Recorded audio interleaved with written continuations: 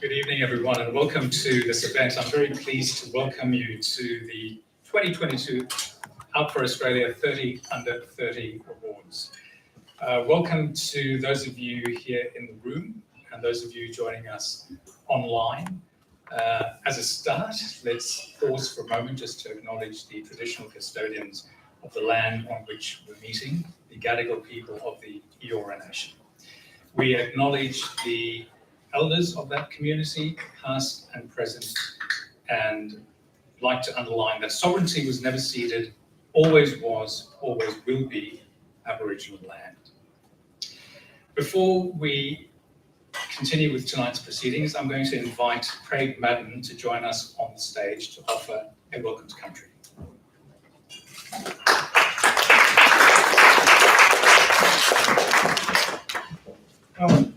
Thank you very much, Anton. Wujini Gamarua, g'day and welcome. My name is Craig Madden, and I'd like to start by thanking Out for Australia for inviting me here today to welcome you onto country. I'm a proud Bundjalung Gadigal man from the Eora Nation, and Gadigal land is the land on which we stand here today. Jinyuna Gadigal. This land is Gadigal. It is customary for our Aboriginal people, as we invite guests or visitors onto our land or country, to offer you safe passage as you pass through our land. So, as a proud Gadigal man and a representative of the Metropolitan Local Aboriginal Land Council, I'd like to welcome you all onto Gadigal land, Aboriginal land. I'd like to pay my respects to our elders, past, present and future, and honour the stories and traditions of our Aboriginal people of this land. I'd also like to pay my respects to our ancestors that watch over us as we walk upon these lands. To our Aboriginal brothers and sisters, if we have any brothers and sisters from the Torres Strait Islands, welcome. To all our non-Aboriginal brothers and sisters here today, a warm and sincere welcome to Gadigal land, Aboriginal land. Our Gadigal clan is one of the 29 clans which make up the Eora Nation. It's a nation that's bound by 3 distinct landmarks. So we've got the Hawkesbury River to the north, the Nepean River to the west, and the Georges River to the south. Within the boundaries of those mighty rivers lie our Eora Nation, the land of our Gadigal people, one of the many clans of that nation. To our guests from across the seas, if you travel from across our great country today, great state, or this, I was going to say, magnificently beautiful city, but yeah, as you can see, she's beautiful when she lights up. But, yeah, welcome to Gadigal land, Aboriginal land. I hope you all enjoyed the event. It's going to be wonderful, I'm sure. Congratulations to all the participants. And on behalf of the Metropolitan Local Aboriginal Land Council and its members and our Gadigal mob, please stay safe this afternoon. And once again, welcome, welcome, welcome. Always was, always will be. Thank you.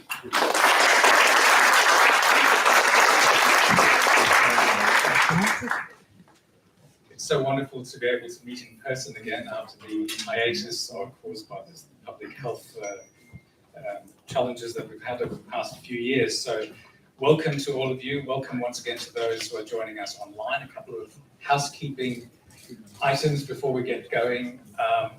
We anticipate that tonight's proceedings will last until about 8 o'clock, at which point you're invited to join us for some refreshments out in the foyer. And for those who want to kick on, there will be more. The night will continue at the Bearded Tit in Redfern, which is down my neighbourhood. It's a lovely pub. I can speak to that. For those of you who would like to take up that offer, there will be a coach leading in that direction. For those of you joining us online, sorry, you can't. You're going to have to find some other way to celebrate wherever you are tonight. Thank you to Boston Consulting for making these wonderful premises available to us. As Craig was saying, this is the most beautiful city, and we've got the most beautiful view of it, if you can see through the rain. We are very, very thankful and grateful that the corporate sector has stepped up to support this organisation, OFA. Without that support, it would not be possible to provide these mentorship programs. So thank you so much to Ant and to all the other sponsors that have supported OFA over the last few years. My name is Anton Enos. I work for a really good little neighbourhood public broadcaster called SBS, a fact of which I'm very, very proud. I've been there for a long, long time. I was very honoured to be asked to be patron of this organisation, OFA, and I jumped at the chance because I've been working in broadcasting a long time. 38 years I've been in newsrooms, radio and television, which I guess means I'm no longer eligible for 30 under 30. But just casting my mind back to those early days, there was no such thing as OFA. There were no diversity programs, there was no support, there was no mentorship. And above all, there was no protection for those people who felt they were being bullied, or intimidated, or hounded in their workplaces. And believe me, that definitely did take place. I saw it for myself. I felt those fears for myself. And it's because of that I feel we should, as people who've been in different industries for a long time, support others who are coming through. There was a time when people they could lose their jobs, they could lose their careers, they could lose their families, they could lose everything, and many did. Times have changed, but we should never forget where all of those prejudices came from. And that the mentorship program, I think, just underlines that this is always a work in progress. We need to continue working towards building a better and more inclusive society and workplace. So that is why I chose to be involved with OFA. Okay, that is enough of my sermonizing from the lecture. Let's get on with tonight's event. We've got some wonderful entertainers for you as well, speakers and DJs. But most of all, we just want to emphasize why we're here tonight, and that is to provide support for people who are coming up through the early part of their career, people who've been in their careers for a long time and are now offering mentorship to the others coming through. So without further ado, let me ask the CEO of Out for Australia, Francis Gamble, to say a few words.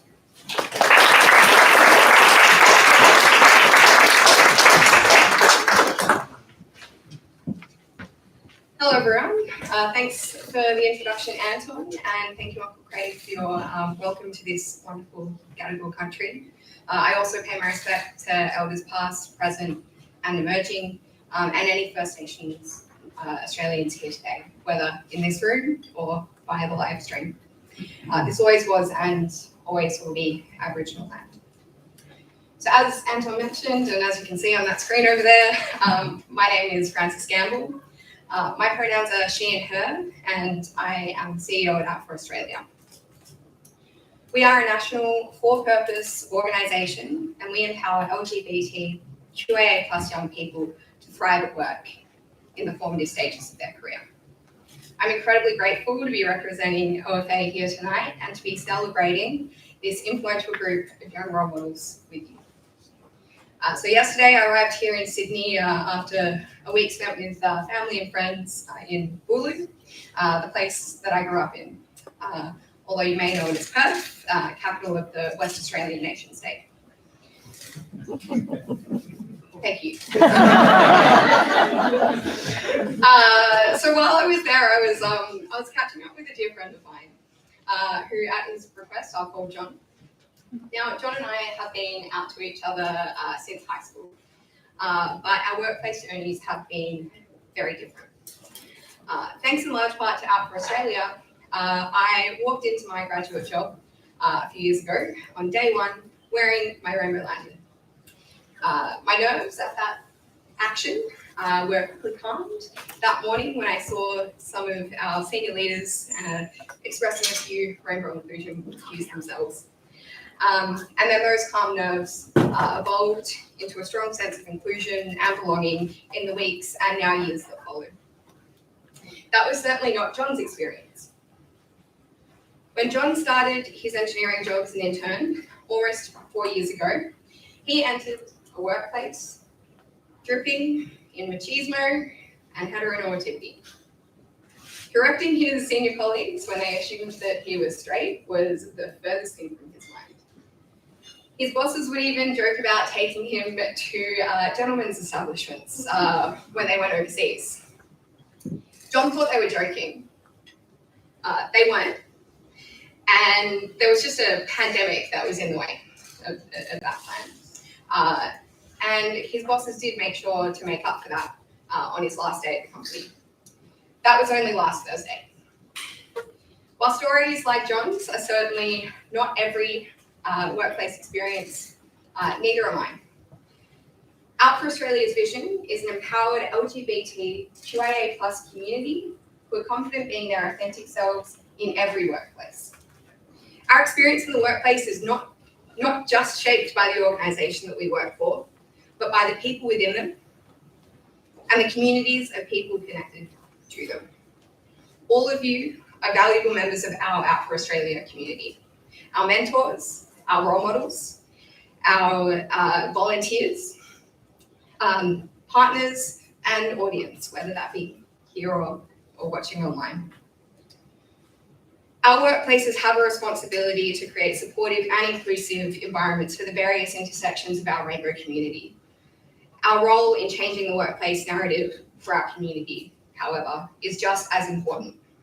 And our job is not done while some of us cannot be their authentic selves at work. Now, let me be clear, this is not a free pass for organisations to reduce their investments and commitment to equity and inclusion. It is, however, an acknowledgement of the collective people power we have as a community. The same people power used by the LGBTQIA+ generations who came before us. Their life-changing advocacy, resistance, and courage. Their courage to live as their authentic selves during their lifetime, what Anton was just talking about. I am forever grateful and all too aware that it is because of their struggle that stories like mine are possible. And I also want to acknowledge that it has often been the most marginalised of our community who have led the way. Trans and gender diverse folks and people of colour. So there is more work for us to do. Young people are still the least likely of any age group to be out at work. This is despite the reality that our community are coming out younger and younger. This is despite the reality that our younger generations are more likely to identify as LGBTQIA+. We know that those who are supported to be out at work are significantly more likely to report higher wellbeing. We do also know that for many good reasons, being out may not feel appropriate in every environment. And I think John's story is a good example. Our community supports each other in other ways too, and indeed some very integral members of our OFA volunteer team are not out publicly. Those that can be out though, like this exceptional cohort of 30 under 30, your visibility, advocacy and courage are helping change the landscape for all of us. You are helping win over active allies and supporting the change that we wish to see in our workplaces and our community. To those in the room that are active allies, thank you and please keep it up, because you never know how much you might make someone's day. John was telling me just 2 nights ago how good he felt after only his first day in that new job when they did pronoun rounds in that first welcome meeting. I also think about how good I felt only a couple of months ago to have my whole team in my other public service job enthusiastically supporting, listening, and learning from the Wear It Purple Day event that I hosted with our Pride Network. We spend a third of our working week at work, and ideally, we would all feel included and feel like we belong the whole time we're there. If that isn't yet you, my message to you is that us at Out for Australia and this community of people here, that we are here for you. Come along to our events, look for a mentor in our mentoring program, or if you have the time, please join our volunteer community too. And of course, if you feel that is already you, then my plea is that you take the lead of tonight's 30 under 30 and you use your experience to support our community. Before I finish, I would like to thank our incredible Out for Australia team for putting on tonight's 30 under 30 awards. Our first in-person awards in 3 years. Well done, team. I'm very proud of you.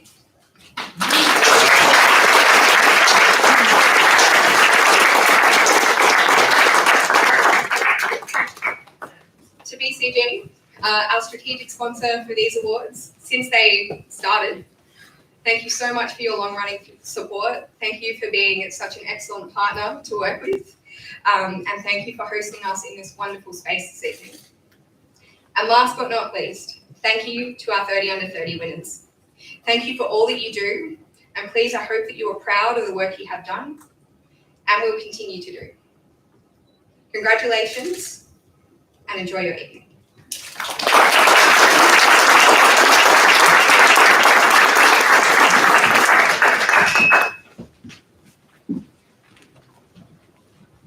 Well, not only did Boston Consulting offer us this incredibly generous hospitality here tonight, which made this event possible, but also the BCG Pride Group assisted in planning tonight's event. So the fingerprints all over it. So thank you very, very much, Boston Consulting.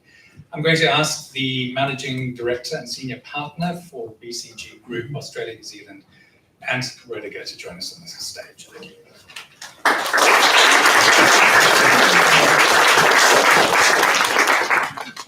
Thanks, Anton, Francis, and everyone. Welcome to the BCG office. As you've heard, we're on Gadigal country, and I too would like to extend my respects to Elders past, present, and emerging, and First Nations people here tonight and wherever you are online. As you heard, my name is Ant Rodiger. I go by he or him, and I'm the Managing Partner for BCG across Australia and New Zealand.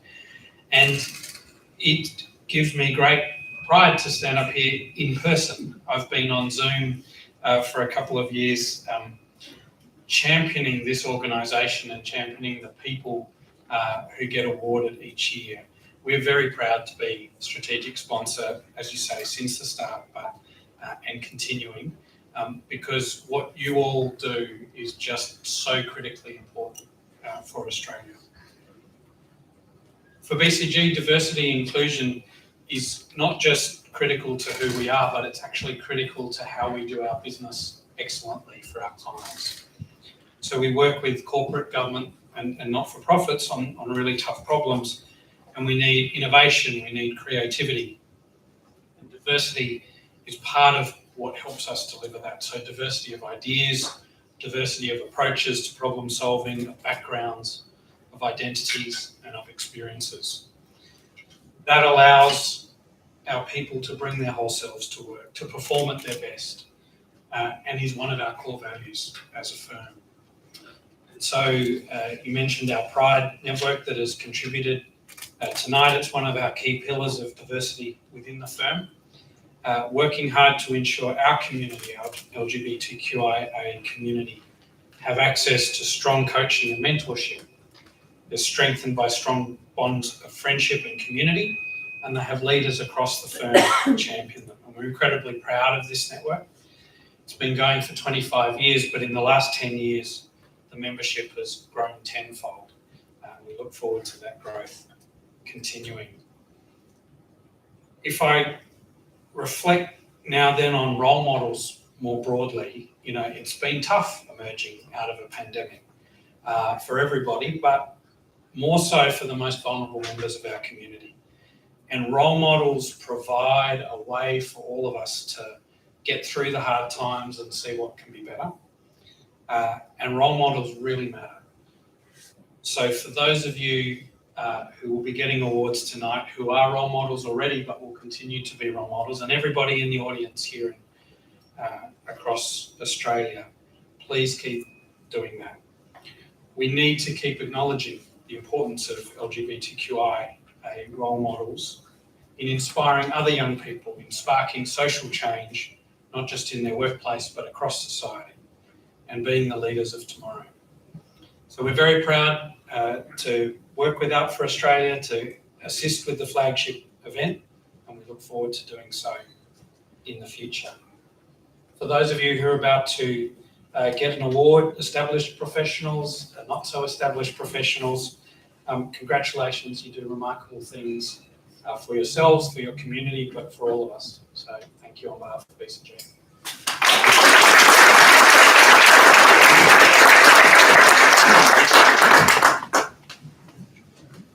Okay, before we get into the first tranche of people being honoured tonight, we're going to have a little diversion of entertainment first. So please welcome the smoky-voiced and nimble-fingered Liam Gale.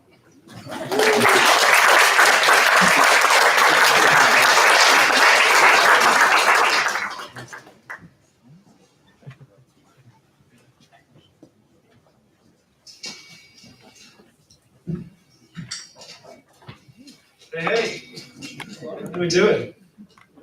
Good. I can't hear you.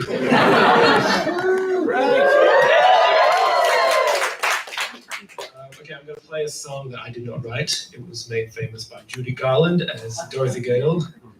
This is Over the Rainbow.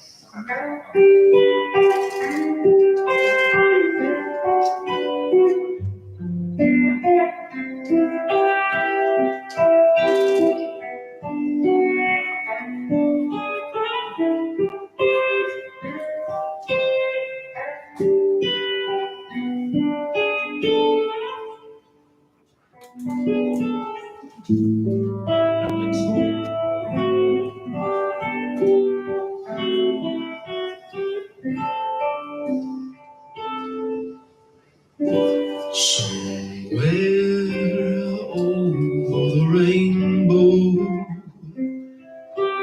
way up high, there's a land that I heard of once in a lullaby.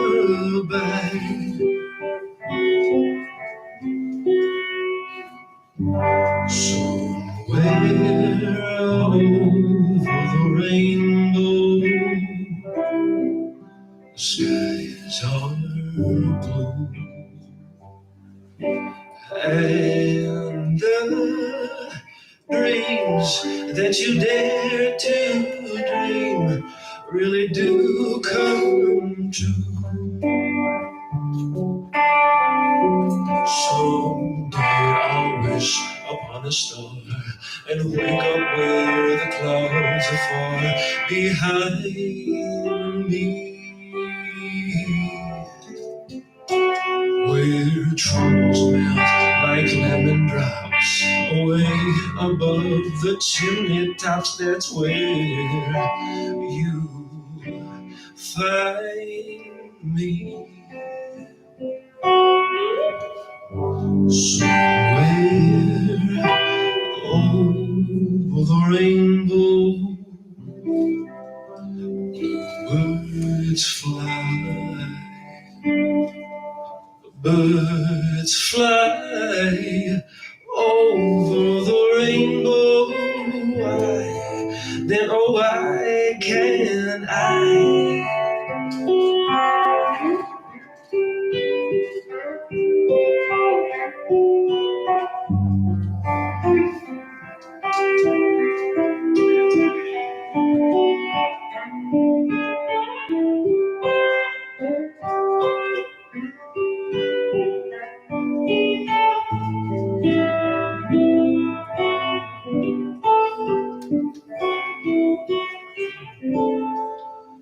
Somewhere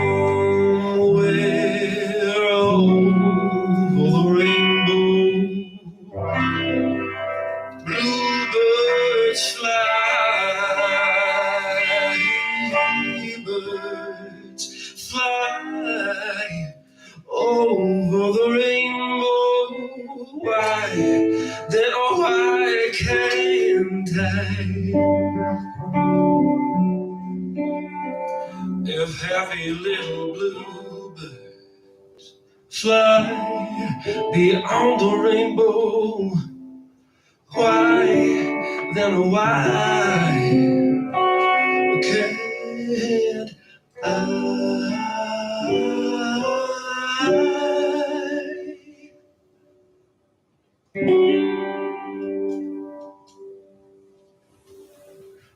Thank you.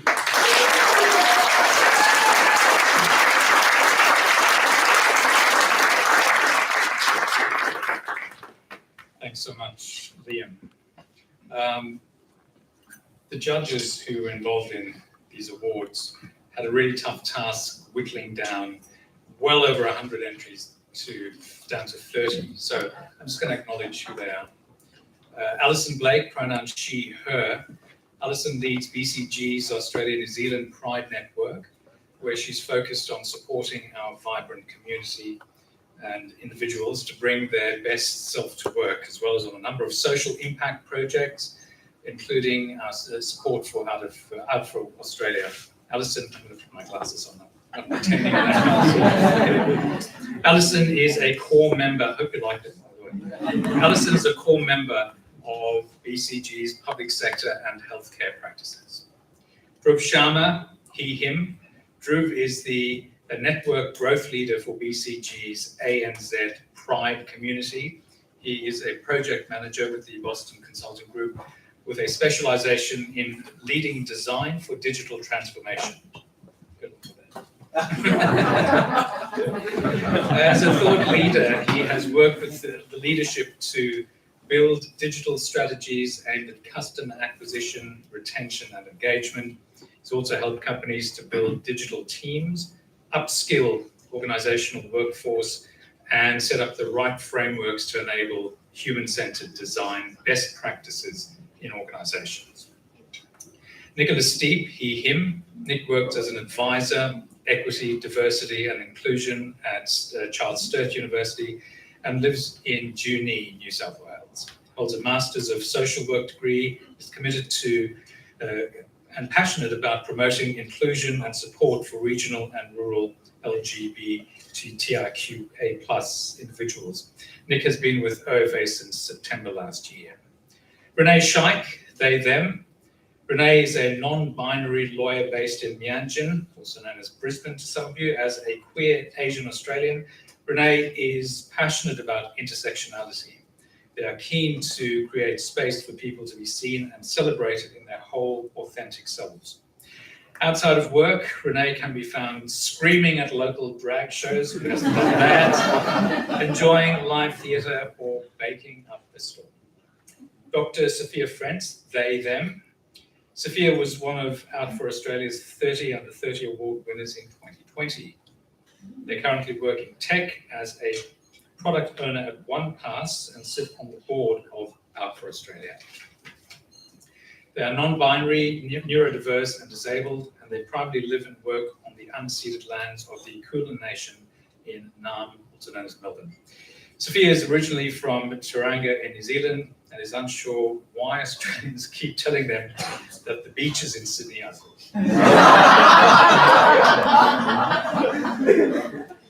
Zachary Borthwick, he, him. After moving to Australia from Mumbai in 2018, Zach completed a Master of Applied Science in Biological Science at the University of Tasmania in 2020. He's worked as a research assistant studying animal social networks and is currently working as an ecologist. He also volunteers as the Out for Australia State Director for South Australia. Outside of work, he is a theatre nerd who's involved in community theatre and has been part of productions in Hobart and Adelaide. Please give a round of applause to our judges.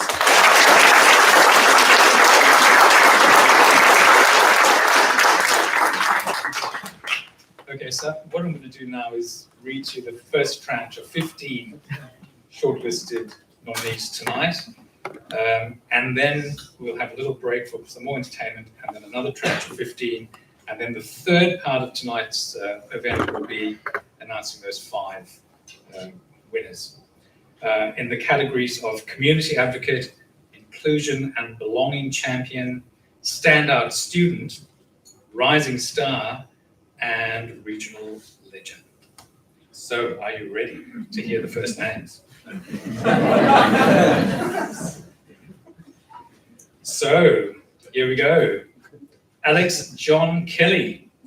Alex John is a passionate advocate for the decriminalisation of sex work in South Australia. As a queer, gender-diverse sex worker from Australia, their work and volunteer efforts revolve around sexual health education and advocacy. Alex John was also the inaugural winner of the South Australian Young Achievers Pride Award and is studying a Bachelor of International Relations and Political Science degree, as well as a Bachelor of Letters in History. As a member of the South Australian Rainbow Advocacy Alliance's Community Advisory Group, Alex John advocated to the South Australian government on the rights of gender-diverse youth and sex workers. In their own words, my own personal experience as a queer sex worker who navigates the line between professional and personal sexuality and gender has allowed me to live so authentically is creating a support network of queer people, autistic people, and sex workers who have given me the courage to be who I am. Alex John Kelly.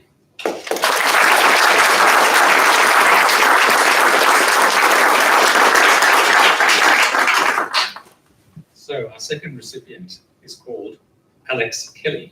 He, him.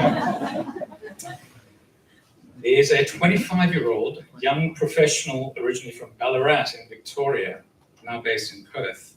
Alex left school when he was 15 to pursue a full-time career and has worked his way up professionally and is now the National Retail Communications Specialist for Ampol Australia. Alex is most proud of his achievements in the workplace. He is currently on 2 LGBTQ plus committees inside and outside of his organisation. Alex's vision is to continue to promote and educate others on LGBTQ plus inclusivity in the workplace. Alex Kelly.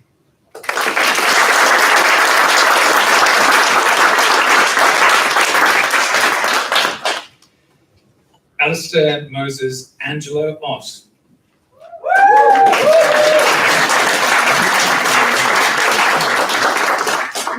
Alistair is a proud Wiradjuri non-binary queer brother boy, currently working at Agenda Agenda as the engagement coordinator. They are passionate about supporting and advocating for LGBTQIA+ communities, focusing on inclusivity and awareness, and facilitating training, workshops, and presentation across the ACT in schools, community organisations, and the public service, as well as the government. Having completed their undergraduate double degree at the University of Canberra, Alistair focused their honours on kinship and found family in queer YA literature. Outside of work, Alistair volunteers their time with local youth groups and with DUFI, a BIPOC LGBTQIA+ collective working on Ngunnawal land and participates in panels and presentations surrounding community topics and issues. In Alistair's words, since the start of my career, I have strived to push myself to best support my intersecting communities, but I see my best success from the successful stories I hear from the people I support. Alistair.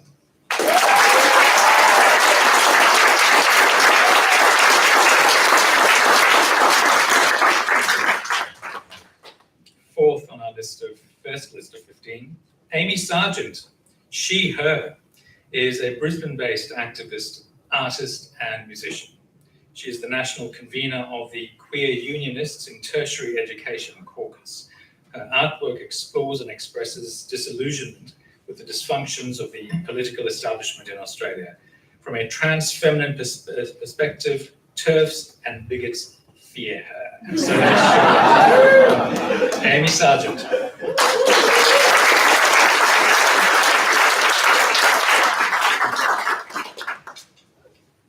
Bart Decker, he, him, is an out and proud gay electrical engineer at Woodside Energy and is the club captain for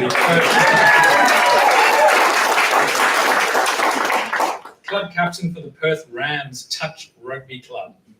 Bart is committed to providing a safe and inclusive environment for LGBTQIA+ people to be their authentic selves in the resources industry and on the sports field. Bart Decker.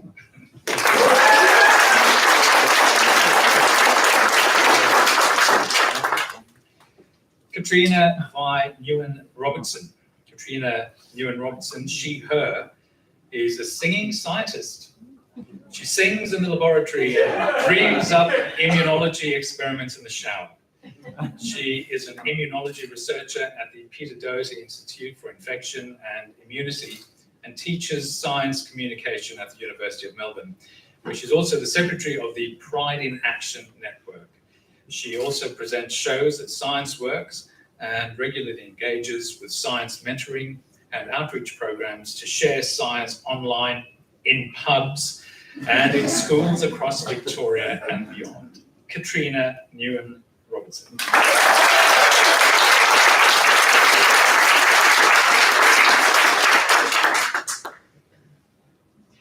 Our next honoree is Charlotte Glantz.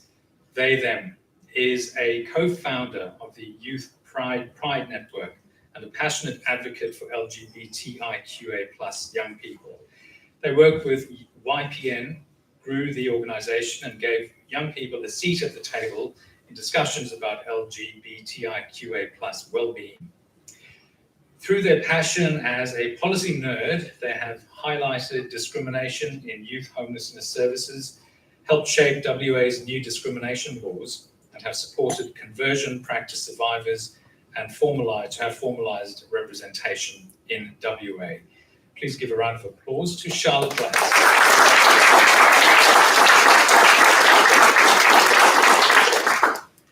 Next is Chloe Tala Rattray. She, they, is a queer academic and inclusion and diversity specialist. She leads AMBER, the Global Disability Access and Inclusion Network at BHP. Chloe is passionate about representation and recently achieved first-class honours in her research on the representation of gender, disability and intersectionality in Australian television media. Chloe Rattray.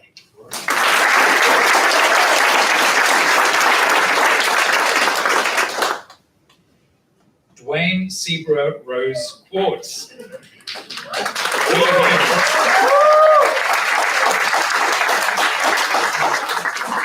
Is known to those who know him as the precious gem of the Murrumbidgee and has made her way to the national stage, competing and being titled Best and Fairest in the Miss First Nations 2019 pageant.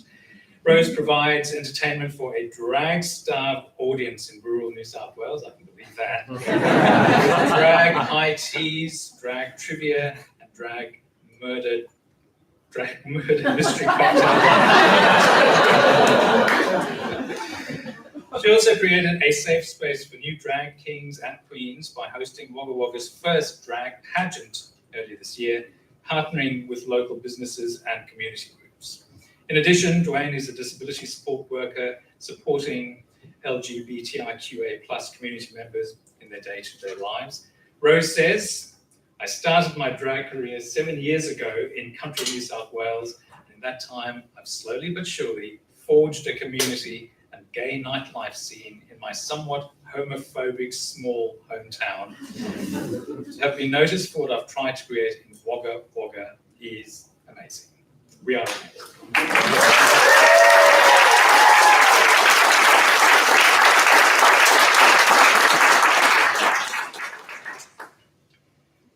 Emily Hall, she, her, is a solicitor at HSF, Herbert Smith Freehills, specialising in commercial litigation, and co-leads the firm's LGBTQIA+ network in Sydney.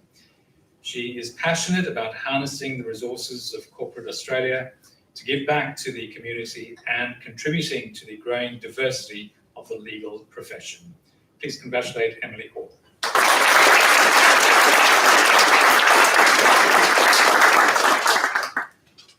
Our next nominee is Emily Unity, they, them, has over 14 years experience in the mental health sector and is passionate about creating solutions to systemic inequalities. Grounding their work in the lived and living experiences of mental health, disability, LGBTQIA+, homelessness, and being a young carer from a refugee and migrant background, they have identified, facilitated, developed and implemented new opportunities for accessibility and inclusivity for young voices. Emily was recently awarded the Mental Health Advocate of the Year, Disability Leadership Award, and Protecting Children Award. Emily endeavours to use both their professional and lived experience to help design a world for all people, regardless of background, identity, or intersectionality. Emily is described as, quote, having been a champion for diversity and inclusion and having changed many individual and community narratives. Emily Unity.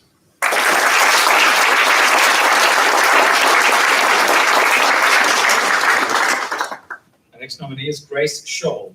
She, her, is a proud LGBTQIA+ young woman who combines her lived experience with mental illness with her background in psychology to advocate for systemic and social change. She advocates for improving mental health support and access for young people, and addressing youth suicide and self-harm with a focus on the impact of discrimination.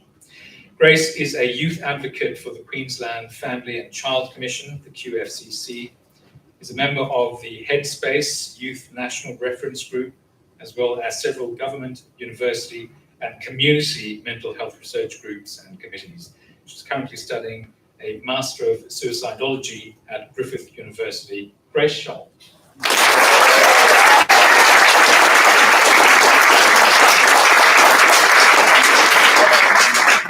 Some amazing achievers here tonight. Next is Hank Paul, he, they, is a distinguished wedding photographer, inclusion advocate, and all-round lover of fried potatoes. Their work is heavily influenced by their own journey coming out in a religious family, living with anxiety, and navigating the messy and heteronormative wedding industry. That's changing, I'm sure. As Sydney's premier queer-owned wedding photographer, Hank now offers online training and resources to empower other wedding professionals to be allies and equality champions for LGBTQ+ couples getting married. In addition to teaching, Hank produced the groundbreaking 4-part documentary podcast called First Look: How Marriage Equality is Transforming the Wedding Industry. The series features stories from LGBTQ+ wedding professionals around the world and offers a unique perspective on the changing landscape of weddings. Hank's work in creating this podcast has made a significant contribution to the LGBTQ+ community by documenting and sharing the stories from a period in our history filled with experiences of triumph and despair. Please congratulate Hank.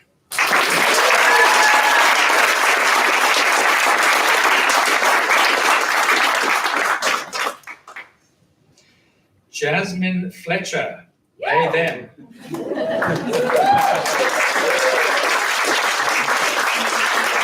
She is a non-binary, self-employed graphic designer and community builder living in Mullumbimba, Newcastle.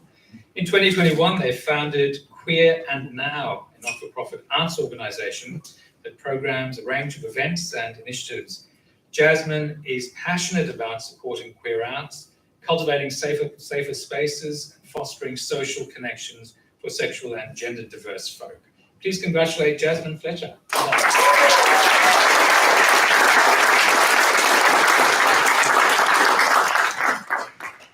So our 15th and final nominee in this tranche of nominees is Jasmine Payne. She, her is a queer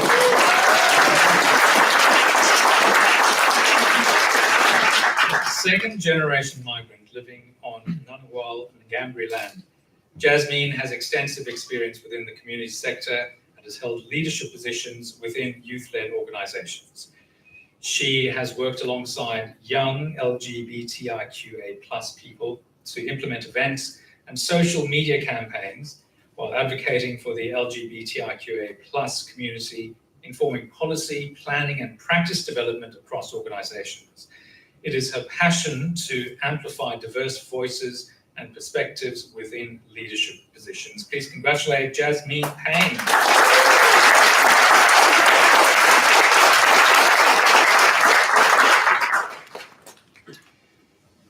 That was the first tranche of 15. Wow, what an incredibly talented group. So before we go on to our next group of nominees, we're going to pause for a moment because we have a little bit of entertainment for you now.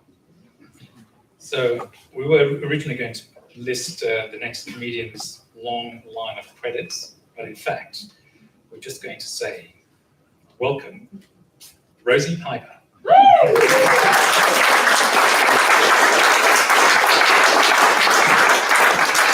What's up, quiz? How are we doing? It's good. I do want to gauge the room a little bit because I'm aware that there might be like loved ones here. Like, give me a yell if you are like a cis straight person. Don't be shy. This is someone like really quietly raising their hand in the back. You have to be ashamed. That's cool. Another one, cool. Okay, well, just you. Hello. So yeah, just in case you are sort of wondering why I have tits and the voice of your Uncle Terry. I'll just explain that to the three of you. I'm transgender, transitioning from male to female, so anything that you don't laugh at from this point will be considered a transphobic attack. So test number one, fuck ants. Yeah, it's just, I didn't ask. Can I swear? I'm going to swear. But that's the thing. That's fine. But it's nice to be here amongst the queers and the gender diverse and whatnot. Because I'm sure, like a lot of you, like me, enjoy, entertaining the cis straight masses. It's a lot of fun. I feel like as a trans person, you get asked a lot of the same questions, by these people. It's like, oh, how did you know? When did you know? When was the moment you knew? It doesn't really work that way. It's more of a Spider-Man situation. I was bitten by a radioactive lesbian, and sort of been slowly turning into one ever since. It's been fun. I don't know. I think like the people inevitably want to hear the like aha moment of it all. There is one. I'll tell you that. Basically, I think I probably knew for a very long time that I was trans, but I didn't really want to admit it because of what that meant for my life moving forward. It's not very easy to be trans. And then I remember one night I was at a gig and I was chatting to a friend, and she kind of figured out that something was wrong. And I gave her a lift home, and on the way she asked me a lot of very frank questions that I'd probably been avoiding asking myself. And then I remember I dropped her out in front of her house. I drove to the end of her street, stopped and went, oh. Oh. And you might think, well, why'd you act that way? Like, shouldn't that be the most wonderful, liberating moment of your life? Like, now you have clarity and you can live your life as your true self. And to that I would say yes. But have you ever given up male privilege?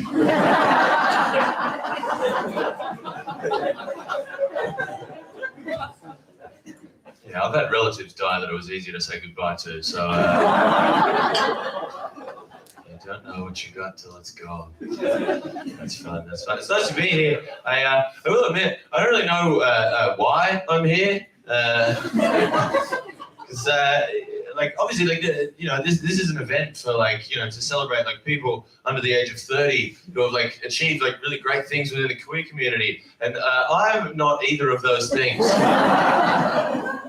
I'm 33 and like my pants are being held together by the tab from a beer can. Like it's no good. I think the greatest success I've had in my life at this point was once completing a flawless rendition of Eminem's 2002 hit Without Me at karaoke with my back to the lyrics screen for the entire length of the song.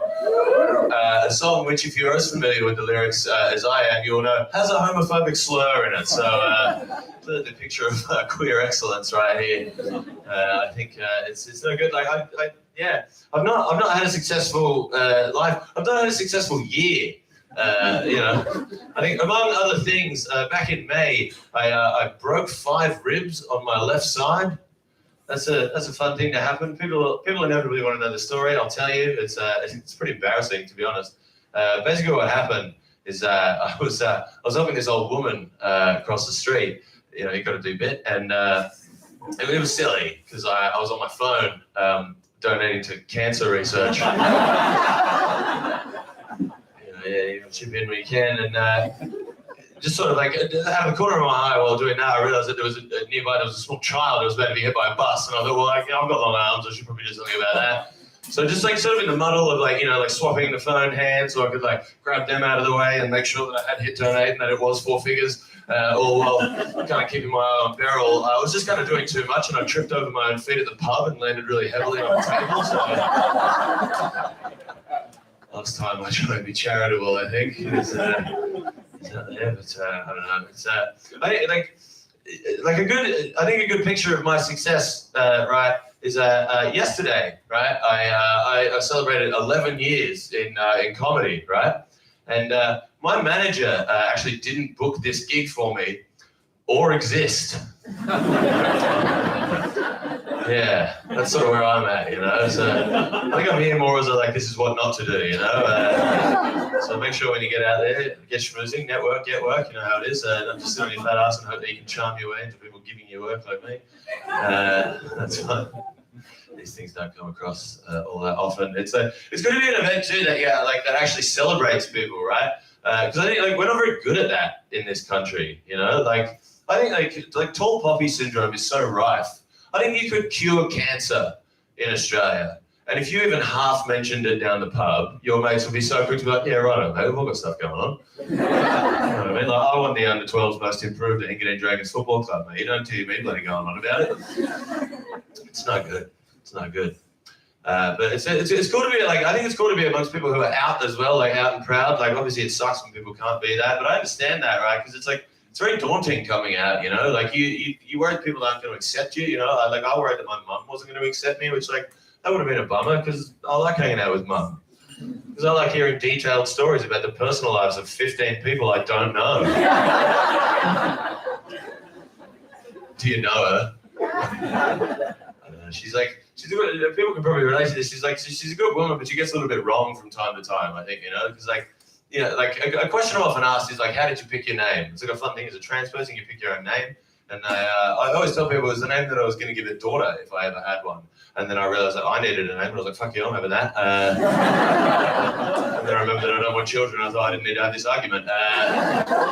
That's fine, but then people's follow-up question is often what was your name going to be if you were assigned female at birth? And the poor old mum, striking a huge blow for mother's intuition, used to always tell me with far too cavalier an attitude, I didn't even bother picking a girl's name for you. I just knew. Oh, you didn't really nail that one. Well, to be fair, we probably should have noticed a trend with the birth of my sister, Brian. She's a good bloke. I was born in the... Oh, dear.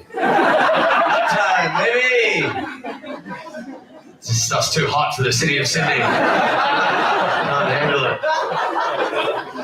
There's people looking up here and they're seeing his ass and there's car crashes a go-go down there. Like, that would suck, but you'd love to know that you caused a car accident, wouldn't you? It's like just someone double taking, that would rule. That'd be great fun. I don't know. We're happening again. Fun. Who's in control of that? I'm being heckled by. I was going to name the list of a blinds company and remember that I don't know one. For some reason, my head said Captain Snooze. That's not right. Yeah. Fun. Well, that seems like a cue to get off, actually. I'll say it. I'm not going to say it. I'm above that. But I'll tell you this and then I'll get out of here. It should be okay to get stuff wrong, right? Like my mum there. I think everybody's learning and growing, right? I assume most of the people here give me a yell if you know what the term dead name means. Okay, comfortably the biggest percentage ever that I've asked that to. If you don't know, and even if everybody here knows, I still have to explain it. That's how comedy works. It can be a pig behind the cloth. But dead name is basically it's the birth name of somebody who's since changed their name. It's very often kind of in reference to a trans person, right? And so it's not very cool. It's not very PC to call somebody by their dead name. But it happens to me occasionally. I don't tend to get too upset by it because I think I lived under the name Reese for 28 years. A lot of people knew me as that for a very long time. Habits are hard to break. People make mistakes. And I can't get too upset at people for getting it wrong when I can't even get it right. I remember sort of shortly after I came out, I was at the pub with some friends, and there was a guy in the group who I didn't know, and he came up and introduced himself, and he said, "Hi, I'm Lex," and I said, "Hi, I'm Reese." Fuck no, I'm not. I'm Rosie. Just in that moment of really kind of naked, vulnerable embarrassment, I remember my friend Will was sitting next to me, just put his hand on my shoulder and said, "That's actually really offensive what you've just done there."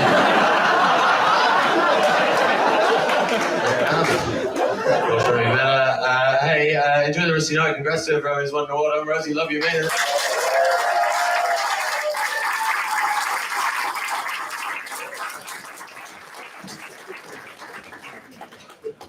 Well done, Rosie Piper, blindsided by technology.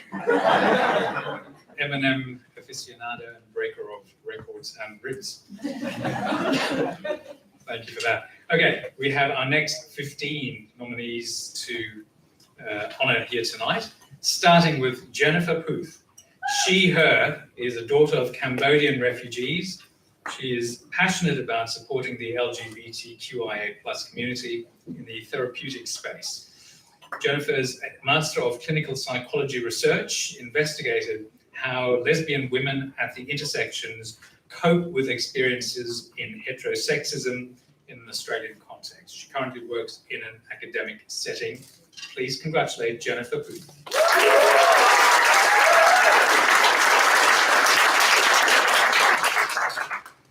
Joshua Maxwell, they, them, is a 29-year-old queer theatre maker and writer from the Central Coast in New South Wales.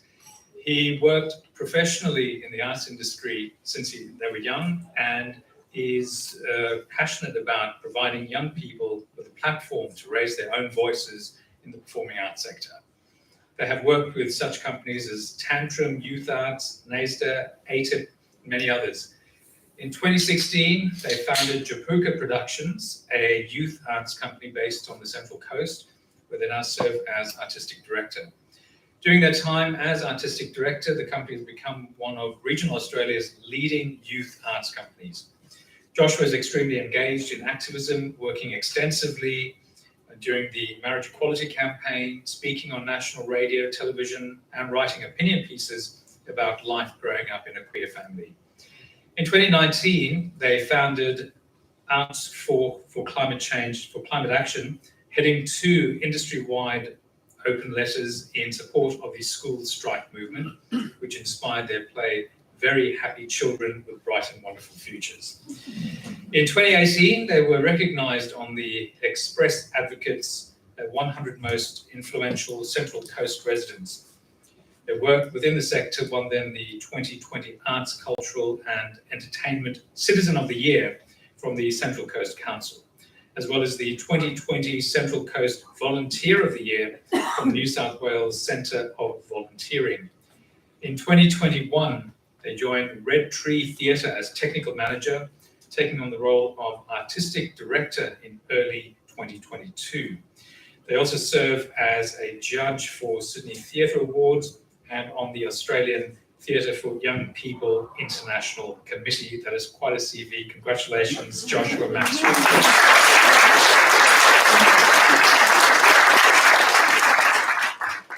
Our next honoree is Kale Ryan, they, them.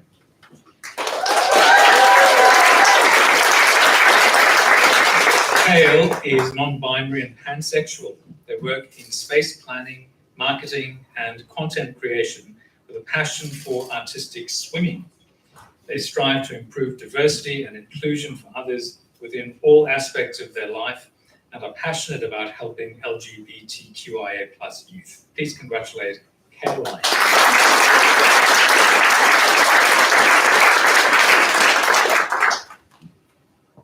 Leslie Peters is our next nominee.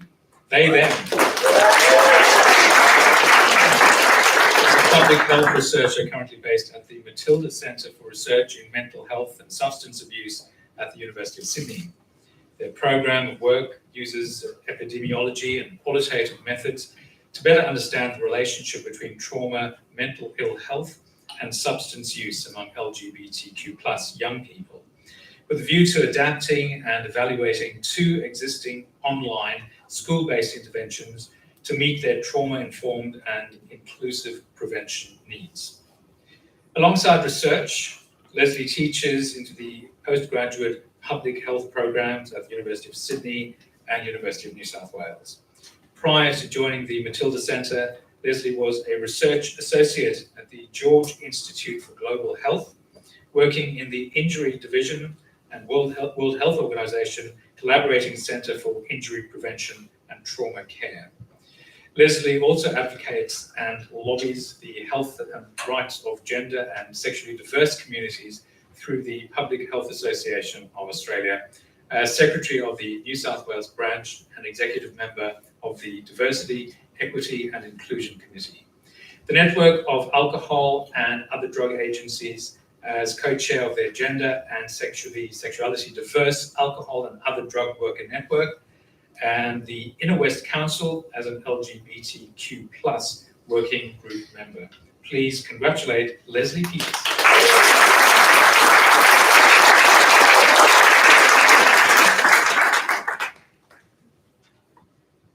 Nominee number 20 tonight is Mac Zamani, he, him. Mac is a disabled, queer and trans student based in Bunurong Boon Wurrung country.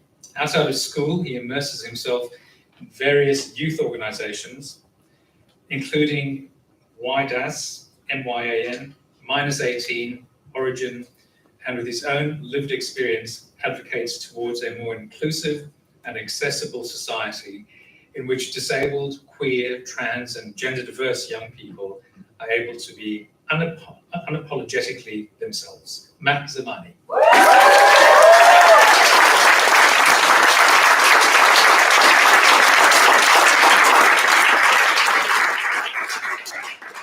Our next honoree is Matthew Coleman, he, him.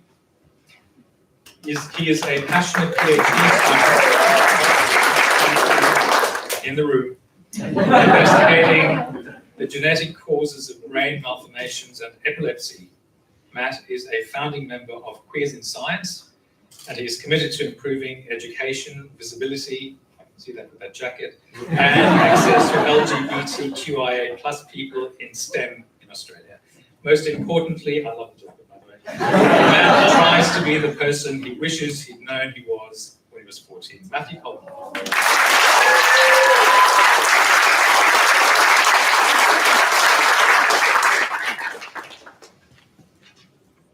Melis Layık, she, her, is a Turkish writer, creative and activist, passionate about women's rights, queer identity and mental health advocacy.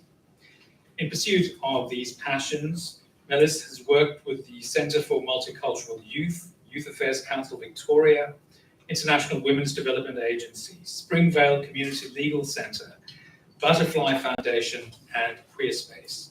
She has contributed to writing to The Guardian, The Age, and Ramona magazine, and has appeared on Q&A to discuss misogyny on university campuses.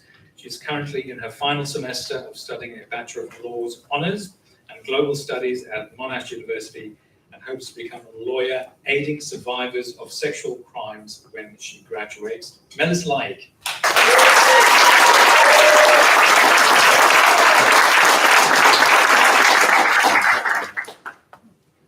Now we're going to honour Michael Tian, he, him, the peer mentoring officer at RMIT University.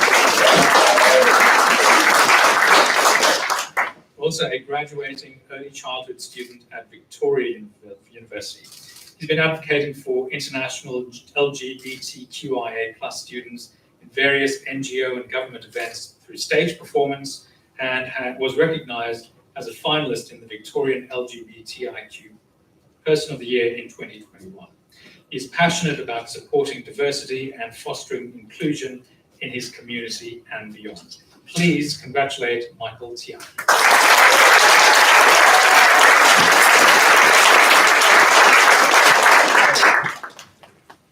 Hi, Catherine Alora Lee, she, her, they, is a professional teacher, counsellor, celebrant, and performing artist based in Antwerp, Alice Springs, in the red heart of Australia.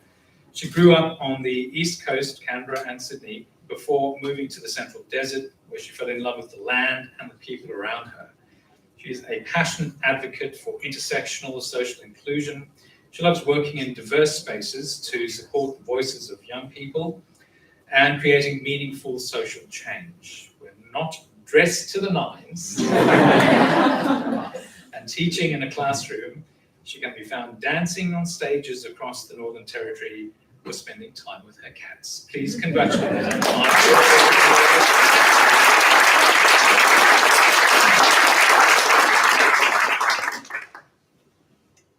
Our next nominee is Sashwat Tripathi, he, him. Sashwat is a Chancellor Scholar and Law student at the ANU, previously studied international relations at the University of Melbourne. He is passionate about the nexus of technology, law and policy, and believes in its potential of addressing critically emerging community problems. With the aim of becoming the representation he never had growing up, Sashwat has unapologetically worked to amplify the voices of LGBTQ+ Australians. He founded a sexual health non-profit, advocated for LGBTQ+ anti-vilification legal protections at the Parliament of Victoria, worked as a board advisor to increase Australian LGBTQ+ research funding and policy building, pushed for the development of LGBTQ+ educational literacy program curriculums and mental health programs, assisted LGBTQ+ Afghan refugees to obtain permanent Australian visas, and produced capacity building programs with the Victorian government for LGBTQ+ people from refugee and migrant backgrounds. Sashwat currently works in emerging technology law at Sterling and Rose, Unimeld's Centre for AI and Digital Ethics, and the ANU's Law Reform Hub. He previously worked in commercial law and public policy at Minter-Ellison, the Victorian Government Department of Premier and Cabinet, the Parliament of Australia, the United Nations, and many more. Sashwat, busy man.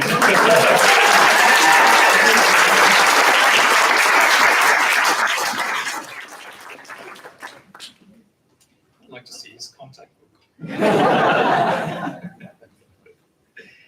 Okay, now we are nominating T. Guthrie, they, them. The founder of Y-Hive, a data science social enterprise which aims to democratize data analytics so everyone can have access and create change through data. The background in pure mathematics and philosophy T won the BNT Leading Tech Award in the Data Science category in 2021 and the 7 News Young Achiever of the Year Award for Victoria in 2022. They are also a published researcher, TEDx speaker and musician under the name Guthrie, with their music being played on Triple J and having toured the East Coast. T has worked to advocate for gender diversity and inclusion in both tech and music industries. In T's words, they draw a strength from every queer person I meet, particularly when power structures and institutions attempt to render us invisible. Queerness is such a gift to any space, and I always admire when people have the courage to give it. Please congratulate T. Guthrie.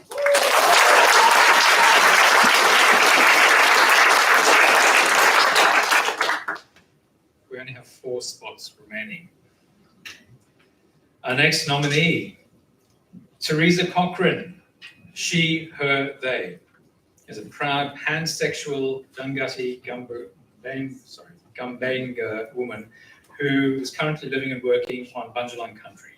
She recently finished a Bachelor of Environmental Science and Management, finishing with first class honours, and now she's enrolling to complete a postgraduate studies overseas.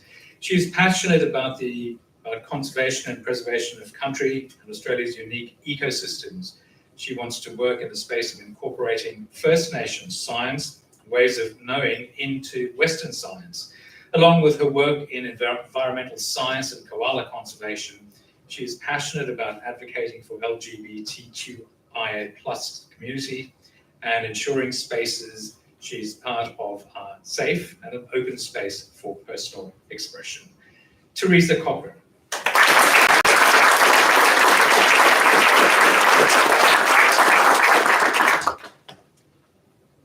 Thomas James Stanley Jessup. Tom E. is a human rights law professional, first-class graduate from LLM at the University of Melbourne, an Australian admitted solicitor, Victorian and Chinese government scholar, holds working proficiency in Mandarin Chinese, currently works as the LGBT mental health and wellbeing policy analyst at Thorn Harbour Health. Thomas James Stanley Jessup.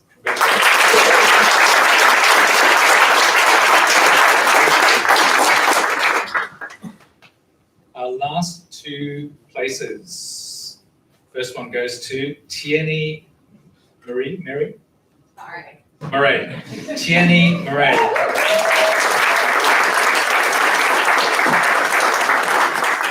She, her, directs her enthusiasm, energy, and curiosity to strategically tackle complex problems and build meaningful communities.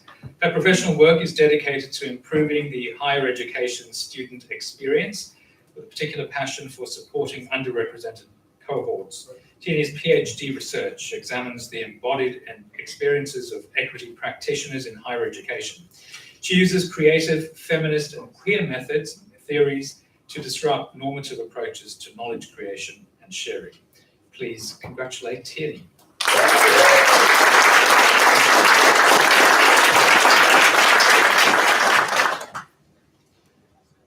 One spot remaining. Who's it going to go to? Well, I can tell you, it is Xavier James, he, him.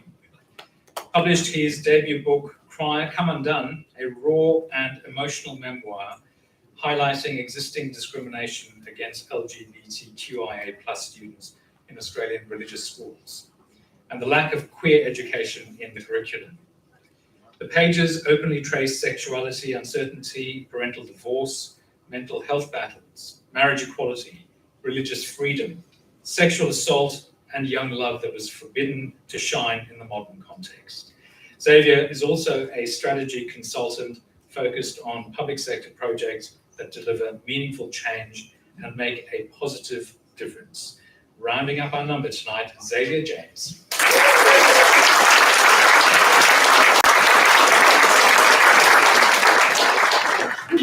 Well, those are our 30 nominees tonight.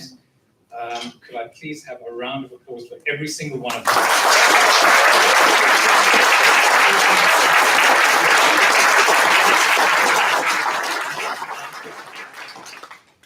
amazing achievements, and plenty more to come, I'm sure. So we're going to take a short break now while we listen to some special music.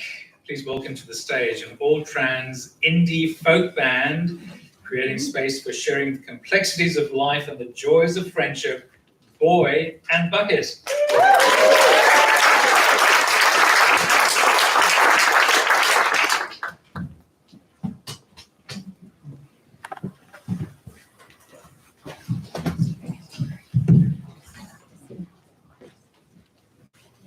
Hey guys. How's it all going in here? That was a bit weak. How are we going in here? We have very high harmonies. I'm very scared of heights, which is very fine because I'm quite tall. I'm wearing heels. We'll see how we go. They didn't ever stand tall enough.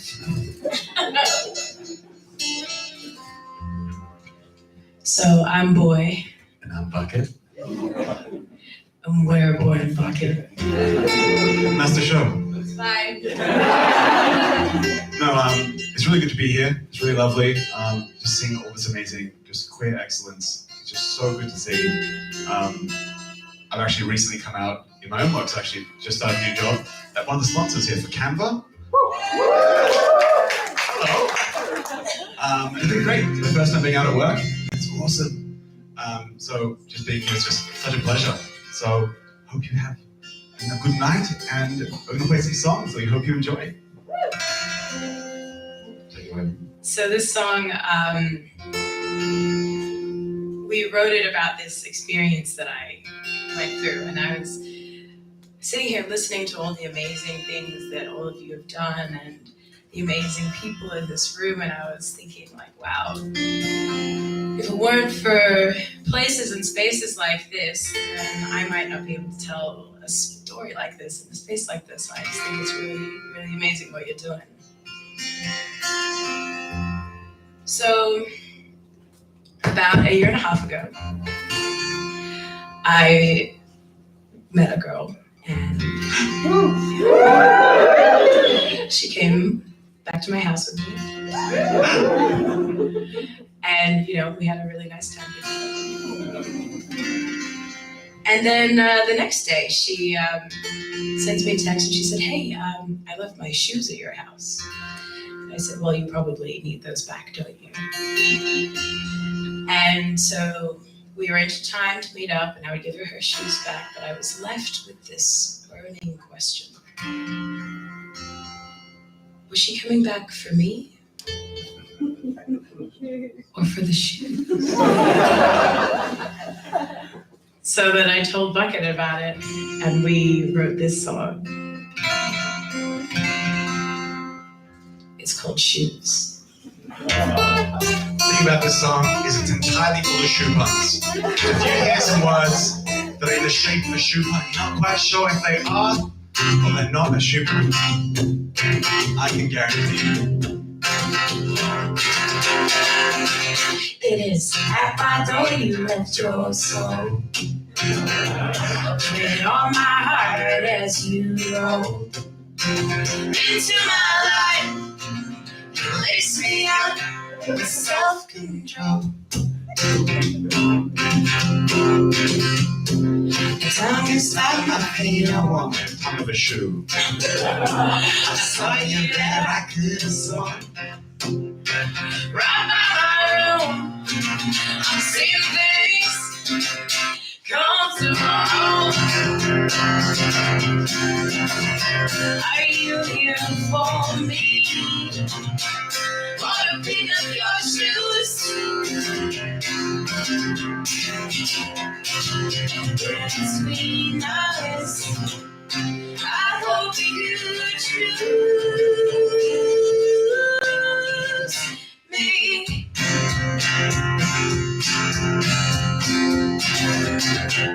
Give it up, boy. Doesn't it look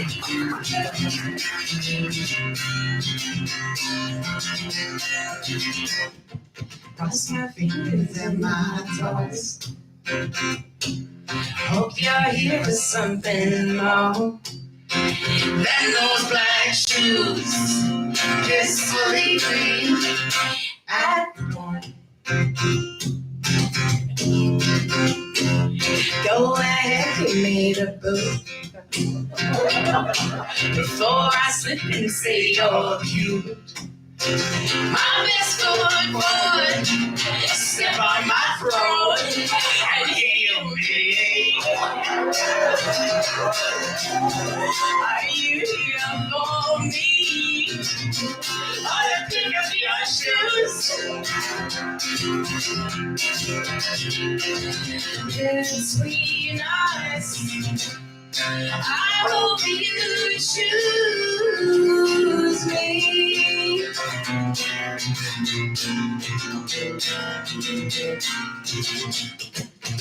Go on and step right out. Go on and step right out. Go on and step on out the street. Go on and step right out. Go on and step right out. Go on and step on out on me.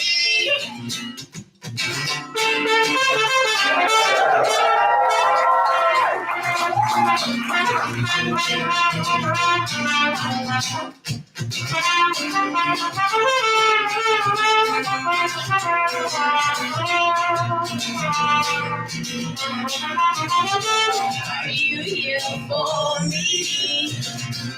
Or the pick of your shoes? Yeah, it's sweet, honest. I hope you choose.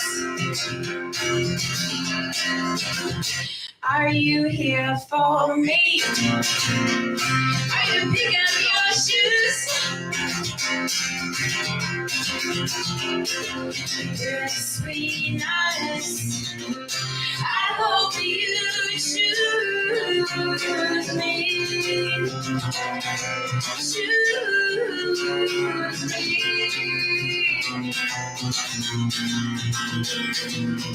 Shut up and choose me. Thank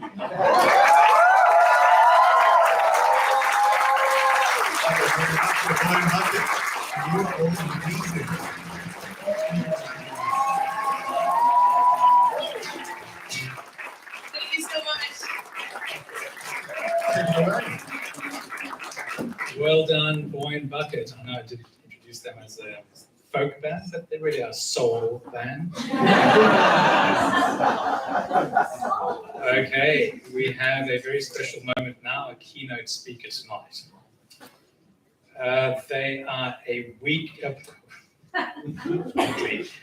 I actually serve on the board of the Walkley Foundation. I should have got that right. A Walkley Award-winning journalist who co-hosted the Sydney Mardi Gras Parade on ABC TV. Has told countless stories for ABC TV's 7:30 and Hungry Beast. They also host the ABC podcast Innies and Outies, featuring uniquely Australian stories about coming out or staying in, and is the content lead of ABC Queer. We're very privileged to have them here tonight. Please welcome Mon Shafter.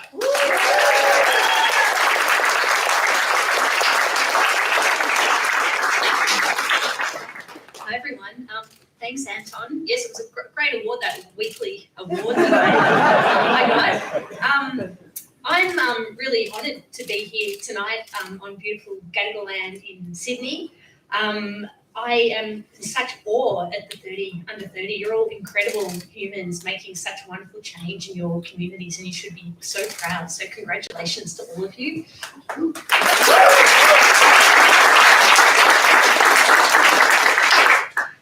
So as Anton explained, I'm a big queer human with a big queer job. Got a lot of big queer hobbies. I have a very big, shiny, queer life. Very, very queer. I literally have rainbows coming out of my eyeballs sometimes.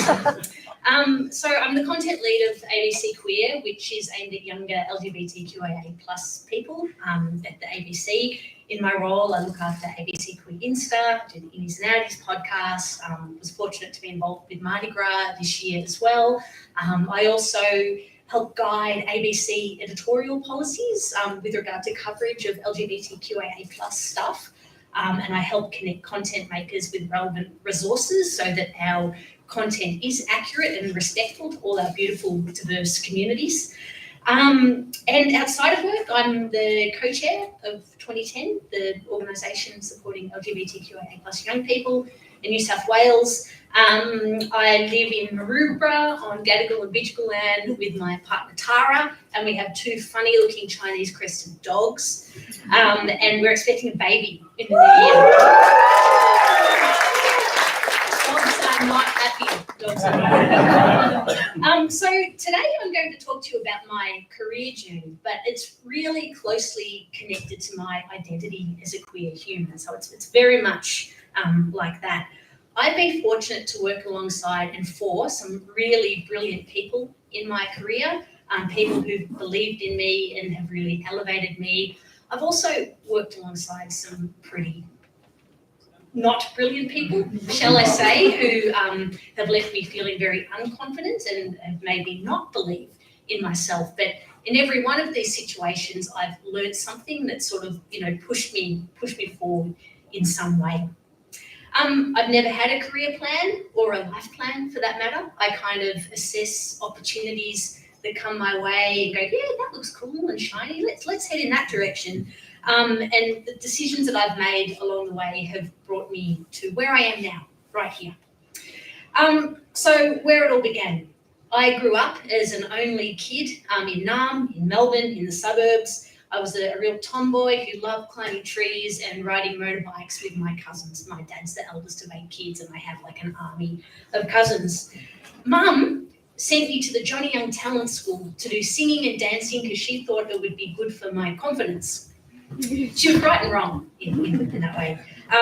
My mum, I think mum was sort of, living her life through me in a way. And she used to love doing my makeup for our annual concerts at the Dallas Brooks Hall in Melbourne. And she gave me so much eye makeup, it looked like I had 2 black eyes. And I was so embarrassed by it. And even like the other kids would go, you've got too much makeup on. I'm like, yeah, I know. I really know. But, when I look at the old photos, I do crack up and have a good laugh with my mum. Mum's a very glamorous woman. She's like a cross between Patsy from Ab Fab and Kim from Kath and Kim. She's got like a glass of champagne in one hand and a ciggy in the other, and, sort of gets around like that. My dad, on the other hand, has never touched alcohol in his life and is very, very sensible. So they balance each other out, right? And they connect over this shared love of rock and roll and blues. So when I was younger, I would be serenaded by Led Zeppelin, Black Sabbath, Jimi Hendrix until the early hours of the morning on school nights. I might have an exam the next day and I'd be like, Mum, can you turn the volume down? And she'd just be like, chill out, Bonnie, live a little. So interesting parents. I was going to say realise I was queer. I didn't accept that I was queer until my early 20s. But thinking back, I must have known inside. And I had like crushes on teachers and people like that, where I was like a very, diligent student with particular teachers because I was totally in love with them. Like I remember doing chemistry in high school and we had this one teacher whose name was Mrs. Jeans. And she reminded me of Darlene from Roseanne. I don't know if folks know that, Darlene, but she's played by Sarah Gilbert in real life and is queer. It was a real, smart ass tomboy sort of person. And Mrs. Jeans was just like that. And when she was my teacher, I got straight A's in chemistry. The next year we had a different teacher and I got C's. The teacher just wasn't as hot as myself. When it came to, end of high school, I was interested in so many different things. I loved the arts, I loved sport, I loved environmental science. I was very passionate about lots of things. And I think I have my dad to thank for that because he's a bit that way. And growing up would always, take me to different festivals and concerts and athletics events and would just show me what was great about all these diverse things in life. So thank you, Dad, for that. So I decided to study media at RMIT because the media is all-encompassing and I thought I'll miss out on the least amount of things in life because the media is everywhere. So that's why I did that. At uni, I was also really diligent. Still hadn't yet embraced my sexuality. It was deeply, deeply suppressed. So rather than spending my uni days, having fun and thinking about sex and all that sort of stuff, I wrote philosophical essays about the Matrix. There are so many levels there. And I got involved with community television in Melbourne. So when I was at uni, I would make these little short films about subcultures. Think like BDSM dungeons, people who explore stormwater drains, queer festivals, stuff like that. And I'd make these little stories for community TV. I dated guys at high school and uni, but I'd always gotten bored really quickly. I feel sorry for them because they were beautiful people, but like for me, it was always this conscious cerebral decision, like, you're smart, you're good looking, you've got good taste in music. We both like Pearl Jam. It's a match, we should be together. But my heart, that instinct was never really there. My best friend at uni was a beautiful guy named Matt, who identified as bi. We cared deeply about each other, and it was through this friendship that I started really exploring my own sexuality. Because we were so close and we would also make films together, we decided to go out as bisexuals. We shouldn't do that, but at the time we identified as bi, with the caveat that if either of us realised we were totally gay through the course of this relationship, that was cool. So that was sort of our agreement. And every Thursday night in Melbourne, we'd go to this night called Q&A, Queer and Alternative, that would play like, Nirvana and Pixies and Veruca Salt and all these like queer, well, not all queer, but all these alternative bands. But we could be around, the queer alternatives. And I would check out the girls and he'd check out the guys. And we got to explore the queer scene, like with the comfort of having your best friend by your side. And for me, it was just a really beautiful, safe way to kind of discover who I really was with my best mate, exploring with me. And then one night when we were out at Q&A, we played a game of Spin the Bottle, and I kissed a girl for the first time, and I was ruined. It was like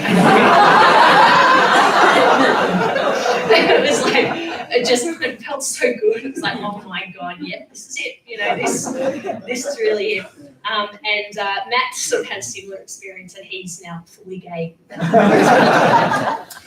So even though I kind of knew myself then and came out to myself, I still didn't tell the world, my family, for another couple of years. But my suppressed desire had definitely been awakened.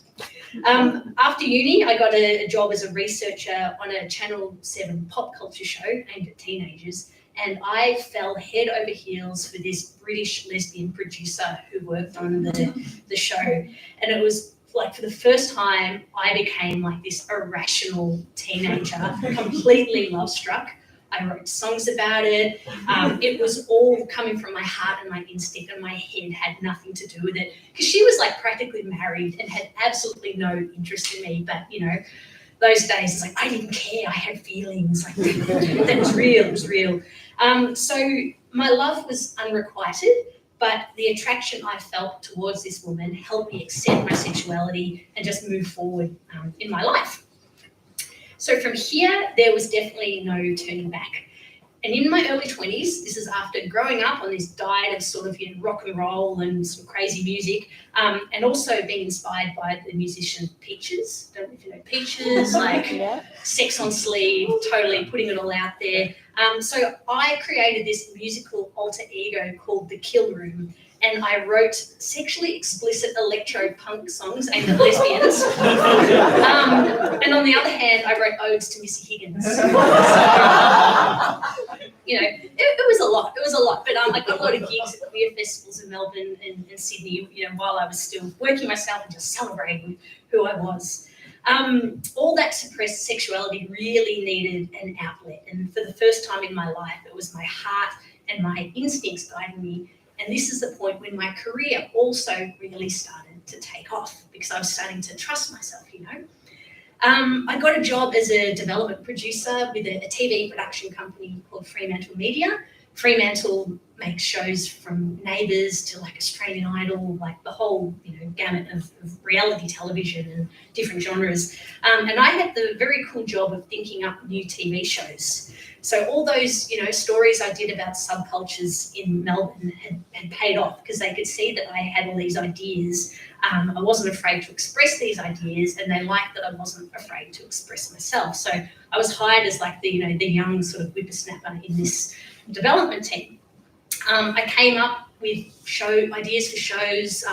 One of my favourites was a show called Love is Blind, and it was a dating show where the two dates were anonymous, but all of the compatibility tests were based on your senses. So it was like the smell test, smell an armpit or perfume, the sound test, you could hear their phone ringtone and decide if you got a vibe or not.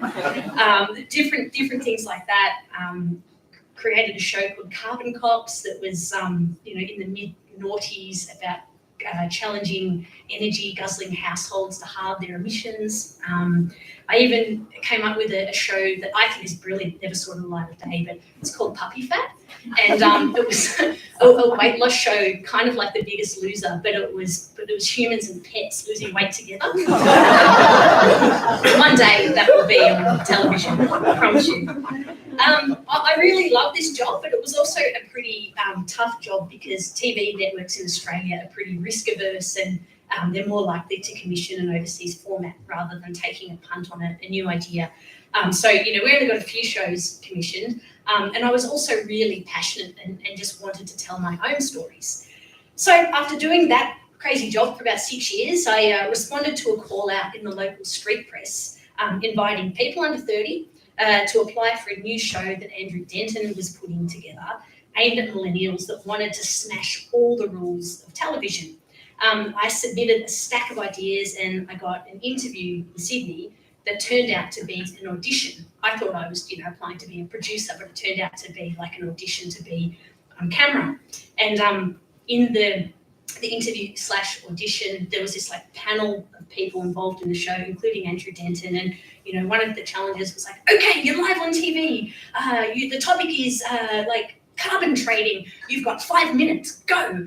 And I was like, what? And so I think I talked about global warming and carbon trading for about a minute, and then I ran out of things to say. And he's like, you're live on air. You've got to fill. Keep talking. I was like, I can't talk anymore about that. So I just started talking about anything. And I started talking about my lesbian punk music. At the time, I was training to be an amateur boxer. So I started demonstrating how to block a punch. Completely random, but I could see that Denton and the people on the panel, they liked it and they were laughing, like, keep going, keep going, keep going. So anyway, I managed to get picked to be on this show that ended up being called Hungry Beast. And it was an amazing experience, and I got to work alongside folks like Mark Fennell, Kirk Docker, who's one of the creators of You Can't Ask That. There was Hobber, who's on Triple J, Ali Russell, who's a producer on Four Corners. She was another queer one amongst us. It was just like the best job ever and such a rare thing in our industry. And the show was this mixture of current affairs, comedy, and just weird stuff as well. So Andrew obviously liked that I kind of brought a point of difference to this mix of people, and that I wasn't afraid to be myself. And so gave me a job, and I moved to Sydney for this whole new adventure. At the time, Andrew's advice to all of us was to be aggressively you and don't be boring. And I reckon it's the best advice that's ever been given to me in my career and in life as well. Early on in this job, I did discover that unless you gave the makeup people on this show specific guidance about how you wanted to look, you would look like the glamorous child my mother made me perform at the Dallas Brooks Hall with the Johnny Young Talent School. The term non-binary wasn't around sort of then, and I didn't really have the language to articulate what I wanted from the makeup department, but I ended up just telling them to make me look like the boys when I got my makeup done, because men get hair and makeup done as well, and I've heard the term is camera ready. No? Oh, okay. This is an SBS thing. Naturally gorgeous. So that was a bit of a journey there. And at the time, there weren't too many out androgynous looking women or non-binary folk on Australian TV. So I took it as an opportunity to express myself freely and share my queerness with this national audience. And, you know, I did a lot of stories on queer topics. I had like these on-air debates about particular things and performative queerness and stuff like that. But I remember getting a lot of Facebook messages from young queer people all over the country telling me how happy it made them to see someone like them on TV. They also told me about their struggles and asked for advice on topics ranging from coming out to family or how to make gay friends. Others were looking for a platform to share their own stories. My experience taught me about the importance of representation. So when we see people like ourselves in the media, we realise we're not alone. And rather than me being the narrator in every story, I used it as an opportunity to provide a platform for other people to tell their own stories in their own words. And that style of storytelling ended up earning me a very prestigious journalism award called the Walkley Award. Weekly. So when I had this fancy journalism award, I started being called a journalist, and I'd never considered myself a journalist, but okay, now I'm a journalist, giddy up. The story that I won the award for was about a woman called Marie Burke-Callis who developed locked-in syndrome after a stroke she suffered after a netball game. So she was quadriplegic who couldn't speak, but her brain was completely active and she communicated through blinking, and the blinks kind of corresponded to this grid of numbers and letters. So rather than me narrating her story or interviewing the people in her life, I wanted to interview her. And over the course of a week, she blinked out her answers to my questions. Her sister translated it for us. And when it came to filming, the sister read out the answers as Marie had written it, but we didn't film the sister, we filmed Marie listening to her words being read out because her face was really expressive and, you know, it was like she was speaking with you. So when it when it made it to air, the story is like Marie telling you first person in her own words what it was like waking up in a hospital bed with doctors standing above you and asking you to blink twice if you wanted to live. And that story won the Walkley, and that year we beat 60 Minutes and Dateline to earn the award for Best Current Affairs Reporting. And it was pretty significant. We didn't understand how significant the award was at that time, but I realised now I haven't got another one, so it's a pretty sweet deal. After 3 series of Hungry Beast, our show got axed, and that was mainly because of budget at the ABC. There's never enough money. But because I had this fancy journalism award, I was offered a job as a researcher on 7:30, the current affairs show, which eventually turned into a reporting gig. I'd never had any intention to work in news and current affairs, and working on that show was a total culture shock because I'd been used to working in these very playful, creative environments, and working on 7:30 was like being sent to war. It was full on for me. There are other people who go down a more traditional journalism path who are probably expecting that, but for me it's like, what is going on? And I remember in our first story meeting, they go around the room and everyone pitches their stories, and other journos were, pitching stories about crime and corruption and terrorism. And it came to me and I said, why don't we do a story on a one-armed pole dancer? And there was just like silence. They kind of weren't sure how to take it. And then someone sort of chuckled and was like, no, like seriously, I'd like to do a profile on this woman I've met who's a one-armed pole dancer. And the executive producer at the time was amazing and gave me the opportunity to prove myself.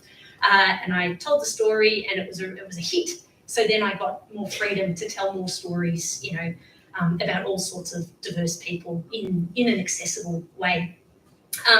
I worked under lots of different bosses at 7:30. Some were better than others. One boss once questioned why I'd included a gay male kiss in a story. It was about former Olympian Jai Wallace coming out as HIV positive. And it was a hopeful story about Jai getting on with life with the love and support of his partner. And the producer found the two of them kissing a little unnecessary, but I kept it. So.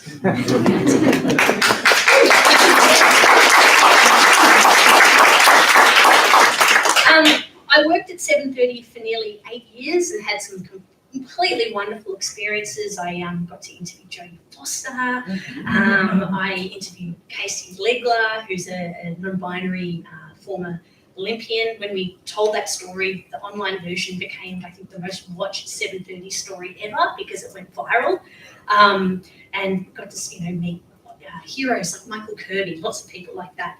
But I knew it wasn't my forever home because I'd always felt a bit like an interloper in that environment, even though I had carved out this sort of space for myself.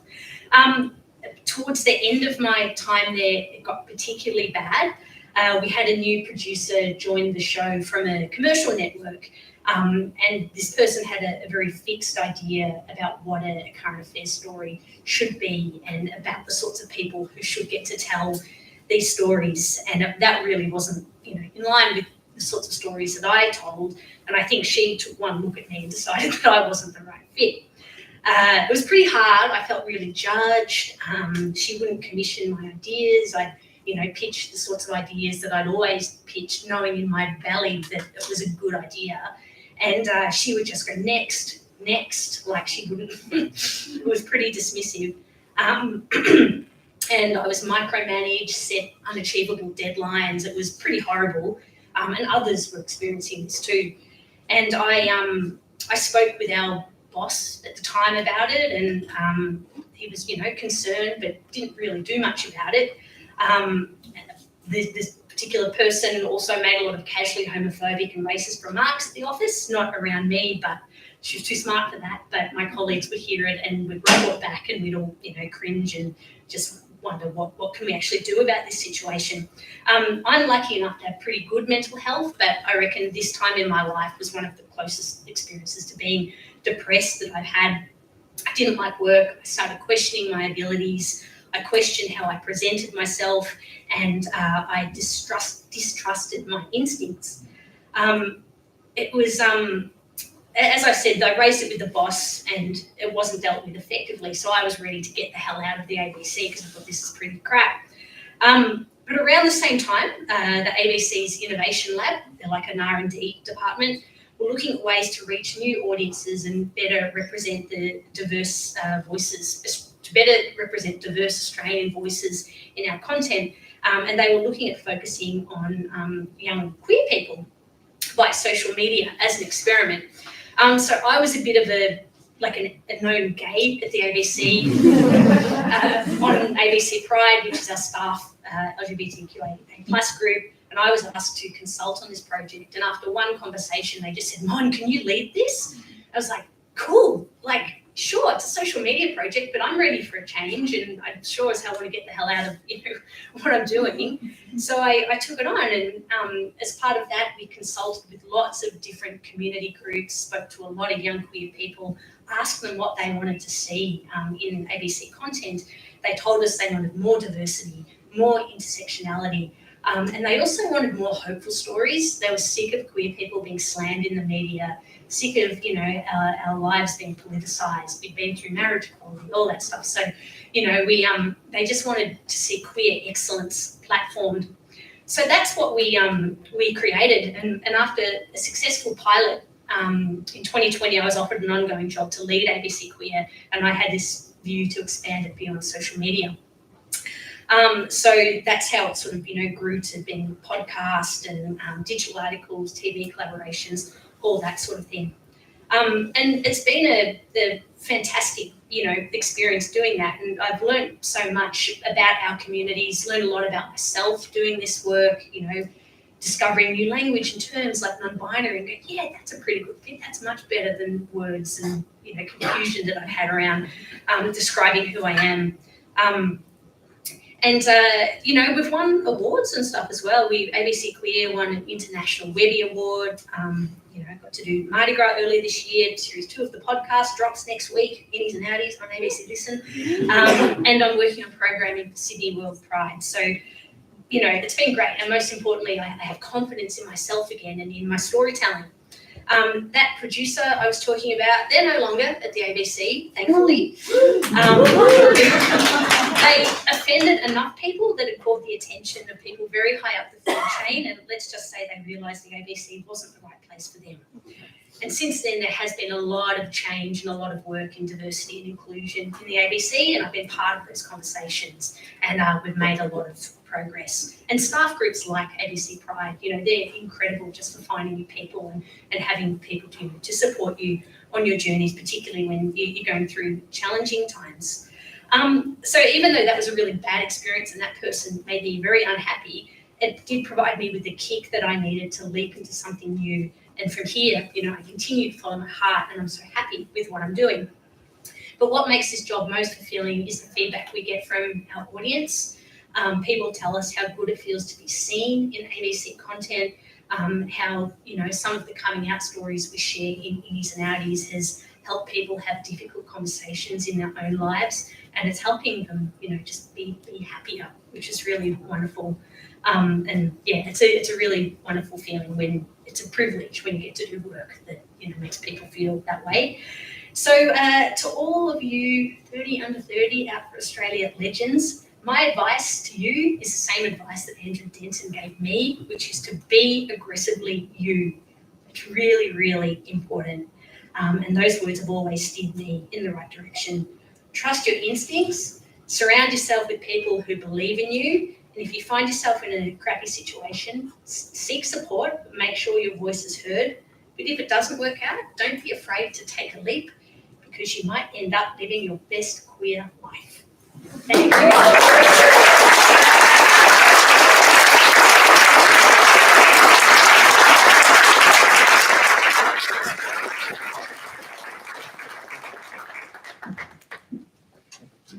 Well, thank you to Mon, a legend of our industry. BDSM, rock and roll, YA, and smelling armpits, something for everyone in that amazing narrative. So thank you very much for that.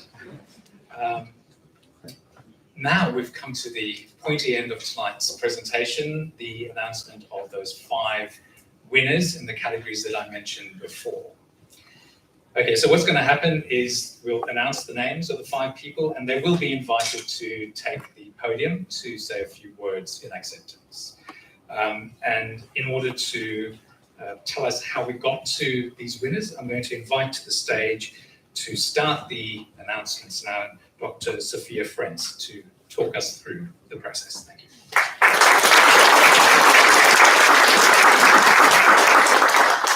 Thank you, Anton. As you heard earlier, I'm Sophia Frentz. I use they, them pronouns. And I was delighted not only to be one of the judges for this year's event, but really just to learn literally anything about all of the winners. You heard earlier that I was a winner in 2020, and having read a number of the applications that came through, both of the people who are here tonight and those people that we sadly had to not put in the top 30, I don't know how I won. Y'all are really good. Sorry, I promise I'm not texting. I've got my script on here, otherwise I'll get extremely distracted. At the close of nominations, my fellow judges, who you'll be meeting throughout the night as we all come up, we spent several weeks reading through the nominations. We received over 120 very deserving entries. And after hours of discussion and review, and honestly, I got a bit emotional reading some of them because, as Mon alluded to in their keynote, as we've been saying throughout tonight, it's very meaningful to not be alone. And I think for a lot of us, we have felt very alone.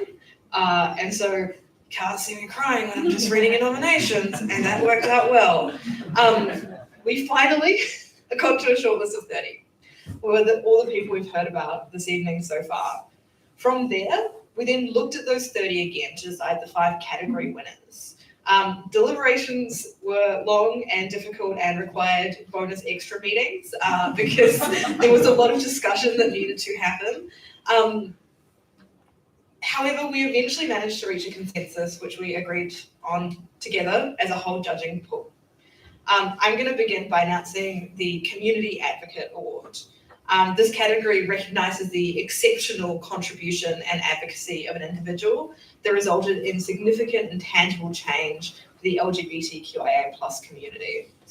I'm not going to beat around the bush as much as I deeply enjoy doing that. Congratulations to our 2022 Community Advocate, Alex John Kelly.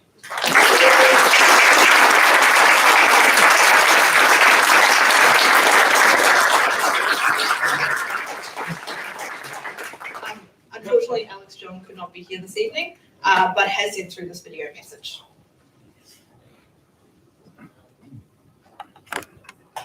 Hello, my name is John or Alex Kelly. I'm a queer and sex worker activist here in South Australia.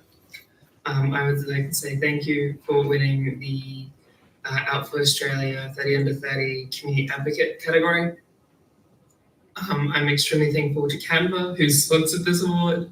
As an activist, I actually use Canva quite a lot for the graphics that we put out. I would like to say thank you to my community, and especially to Sin and Sarah, the South Australian Sex Industry Network, which is Sin, my lovely sex worker community, and all the whole love that I have received from you has been such an amazing support on this journey. And Sarah, the South Australian Rainbow Advocacy Alliance, all the support I've received from my peers and working with you over the last year, I think, in the community advisory group has been amazing. Yeah, thank you.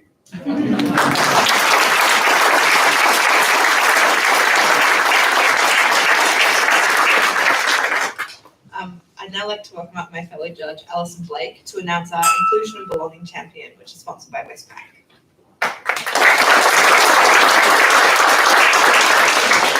Thank you so much, Sophia. I'm Alison Blake. I lead BCG's Pride Network in Australia and New Zealand. My pronouns are she and her. And I must say, leading a Pride Network is easy compared to most of the things that you guys are doing tonight. It's been such a pleasure to engage with the nominees' stories and the winners tonight. And as Sophia said, the process of judging was extremely difficult. The Inclusion and Belonging Champion is an outstanding individual that supports underrepresented LGBTQIA+ groups at work, and makes a changeable difference in their lives and increases their visibility and representation. Please join me in congratulating our 2022 Inclusion and Belonging Champion, Emily Unity. Emily,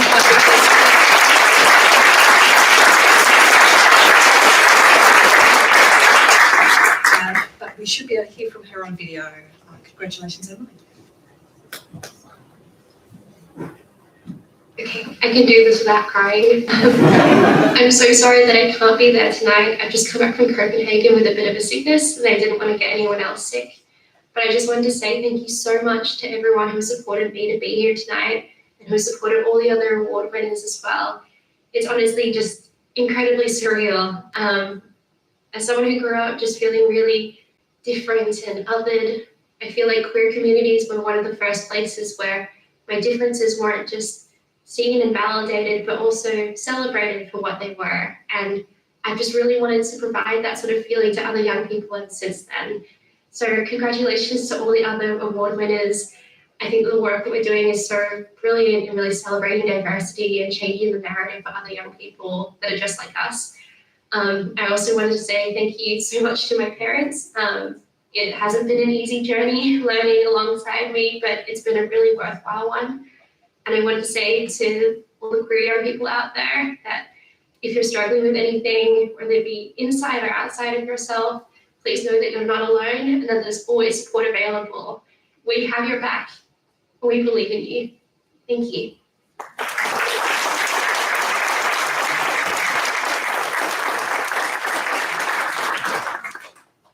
Hi everyone, my name is Renee Shike and I'm the Queensland State Director at Out for Australia and also a lawyer at Minter Ellison, and it's been an absolute pleasure to judge every single one of the nominations. I echo Sophia's sentiments in that I did shed a few tears reading some of those nominations, so thank you for all the beautiful work that you do, and I can't wait to see what this award hopefully does for you in amplifying that work.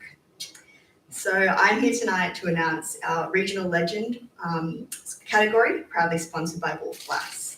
So the Regional Legend is an outstanding LGBTQIA+ person living or working in regional, rural or remote Australia who is supporting and advocating for LGBTQIA+ people living in regional Australia. Congratulations to our 2022 Regional Legend, Dwayne Sebra or Rose.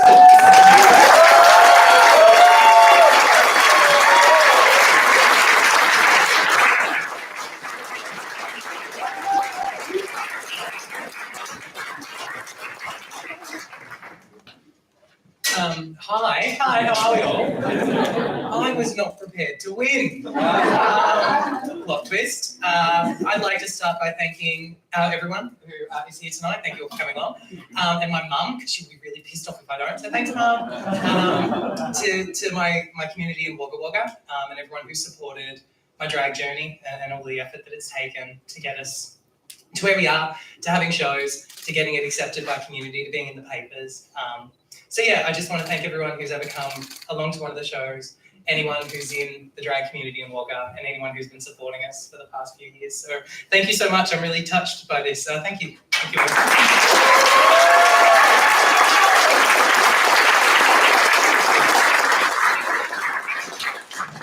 Hello everyone, I'm Zachary Gothic, pronouns are he, him. First I just want to say a quick thank you so much to Art for Australia and BCG for asking me to be one of the judges.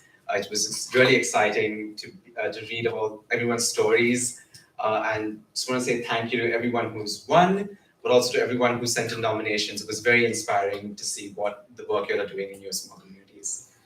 I'm the State Director for South Australia for Art for Australia, and I'm here today to announce the Standout Student, proudly sponsored by the University of New South Wales.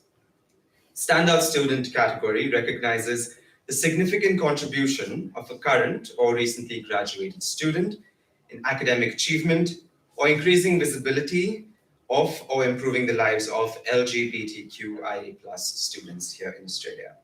So congratulations to our 2022 Standout Student, Alistair Moses Angelo Ott.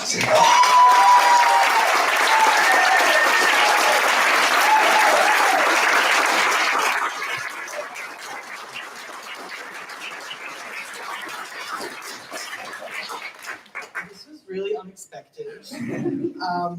It means a lot to be here tonight, to be absolutely surrounded by so many smiling faces, so many wonderful people from community. I guess I really just want to thank, probably my mum too. Good job there. She was an amazing Wiradjuri elder. She taught me my community and my culture and my language, my Dreamtime stories, my moiety. I want to thank my honours convener, Alex, who was an amazing non-binary PhD candidate who took me under their wing and let me get my honours.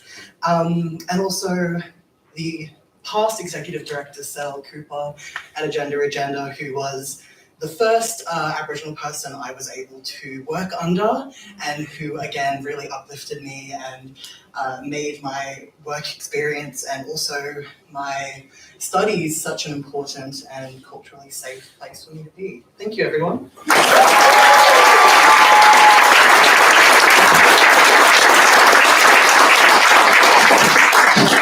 Hi everyone, I'm Dhruv Sharma. I go with the pronouns he and him. I'm a project leader here in BCG Sydney. And before I announce the Rising Star category, proudly sponsored by Goldman Sachs, I would like to tell you, yeah, that felt like a promo.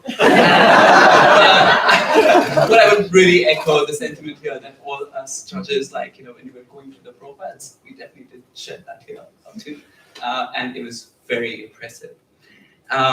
So the Rising Star category recognizes the exceptional success of an LGBTQIA+ person in their career or industry. And this is the last one. I should wait for a bit. Congratulations to our 2022 Rising Star, T. Guthrie.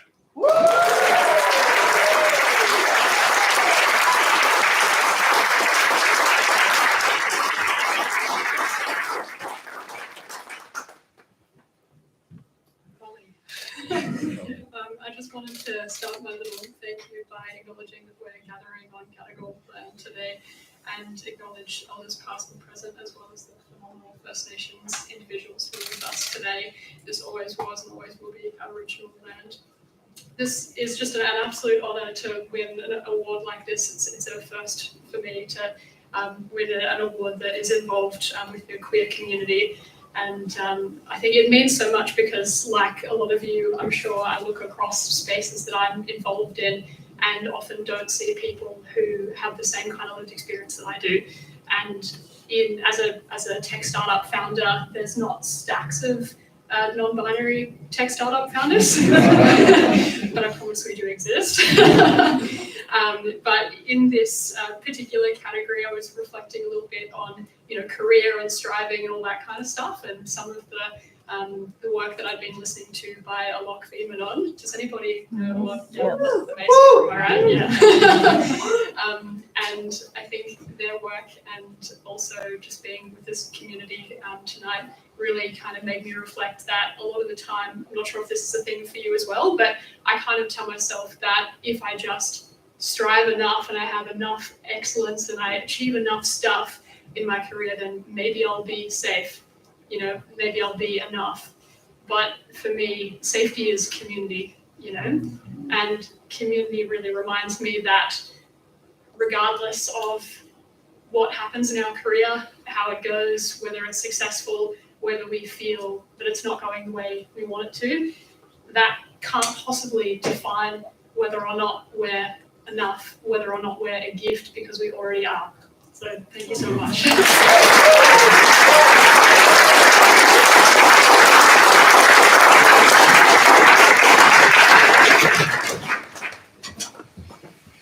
Well, there you have it, everyone. Those are our 5 winners. Congratulations to Emily, Rose, Alistair, T, and Alex John. Though we have to say that everyone who was on that list of 30 is a winner here tonight. So congratulations to everyone. Just a reminder that celebrations will continue tonight at the Bearded Tit. Remember that name? In Redfern. There's a coach that will be going a little bit later. Can we also just say that the whole point of tonight's presentation was to underscore that there is help and support available to young people. So if you are a student or an up-and-coming professional, and you'd like to make a career change, you need some help in guidance, please have a look at the OFA website, press the icon that says mentoring, and you might find some really valuable help there. Alternatively, if you are an established professional and you'd like to offer your services as a mentor, please do the same thing, go and have a look. Or if you know somebody, please encourage them to assist. Then we'd also like to say that without our sponsors here tonight, these awards simply would not be possible. So I'm just going to thank once again Boston Consulting for hosting us here tonight and for being such wonderful supporters of this organization. To our category sponsors, Canva, Goldman Sachs, Wolf Blass, Westpac, and the University of New South Wales. And of course, to all the OFA volunteers who gave of their time tonight and in the run-up to these awards. So thank you so much to them. And the 30 people who were honoured here tonight received a little goodie bag. Just want to mention the sponsors of those generous donations: Calvin Klein, The Body Shop, Blend PR, Howard Park Wines, Canva, Youth to the People, and Sama Nails. Please join me one last time in congratulating our 30 under 30 class of 2022.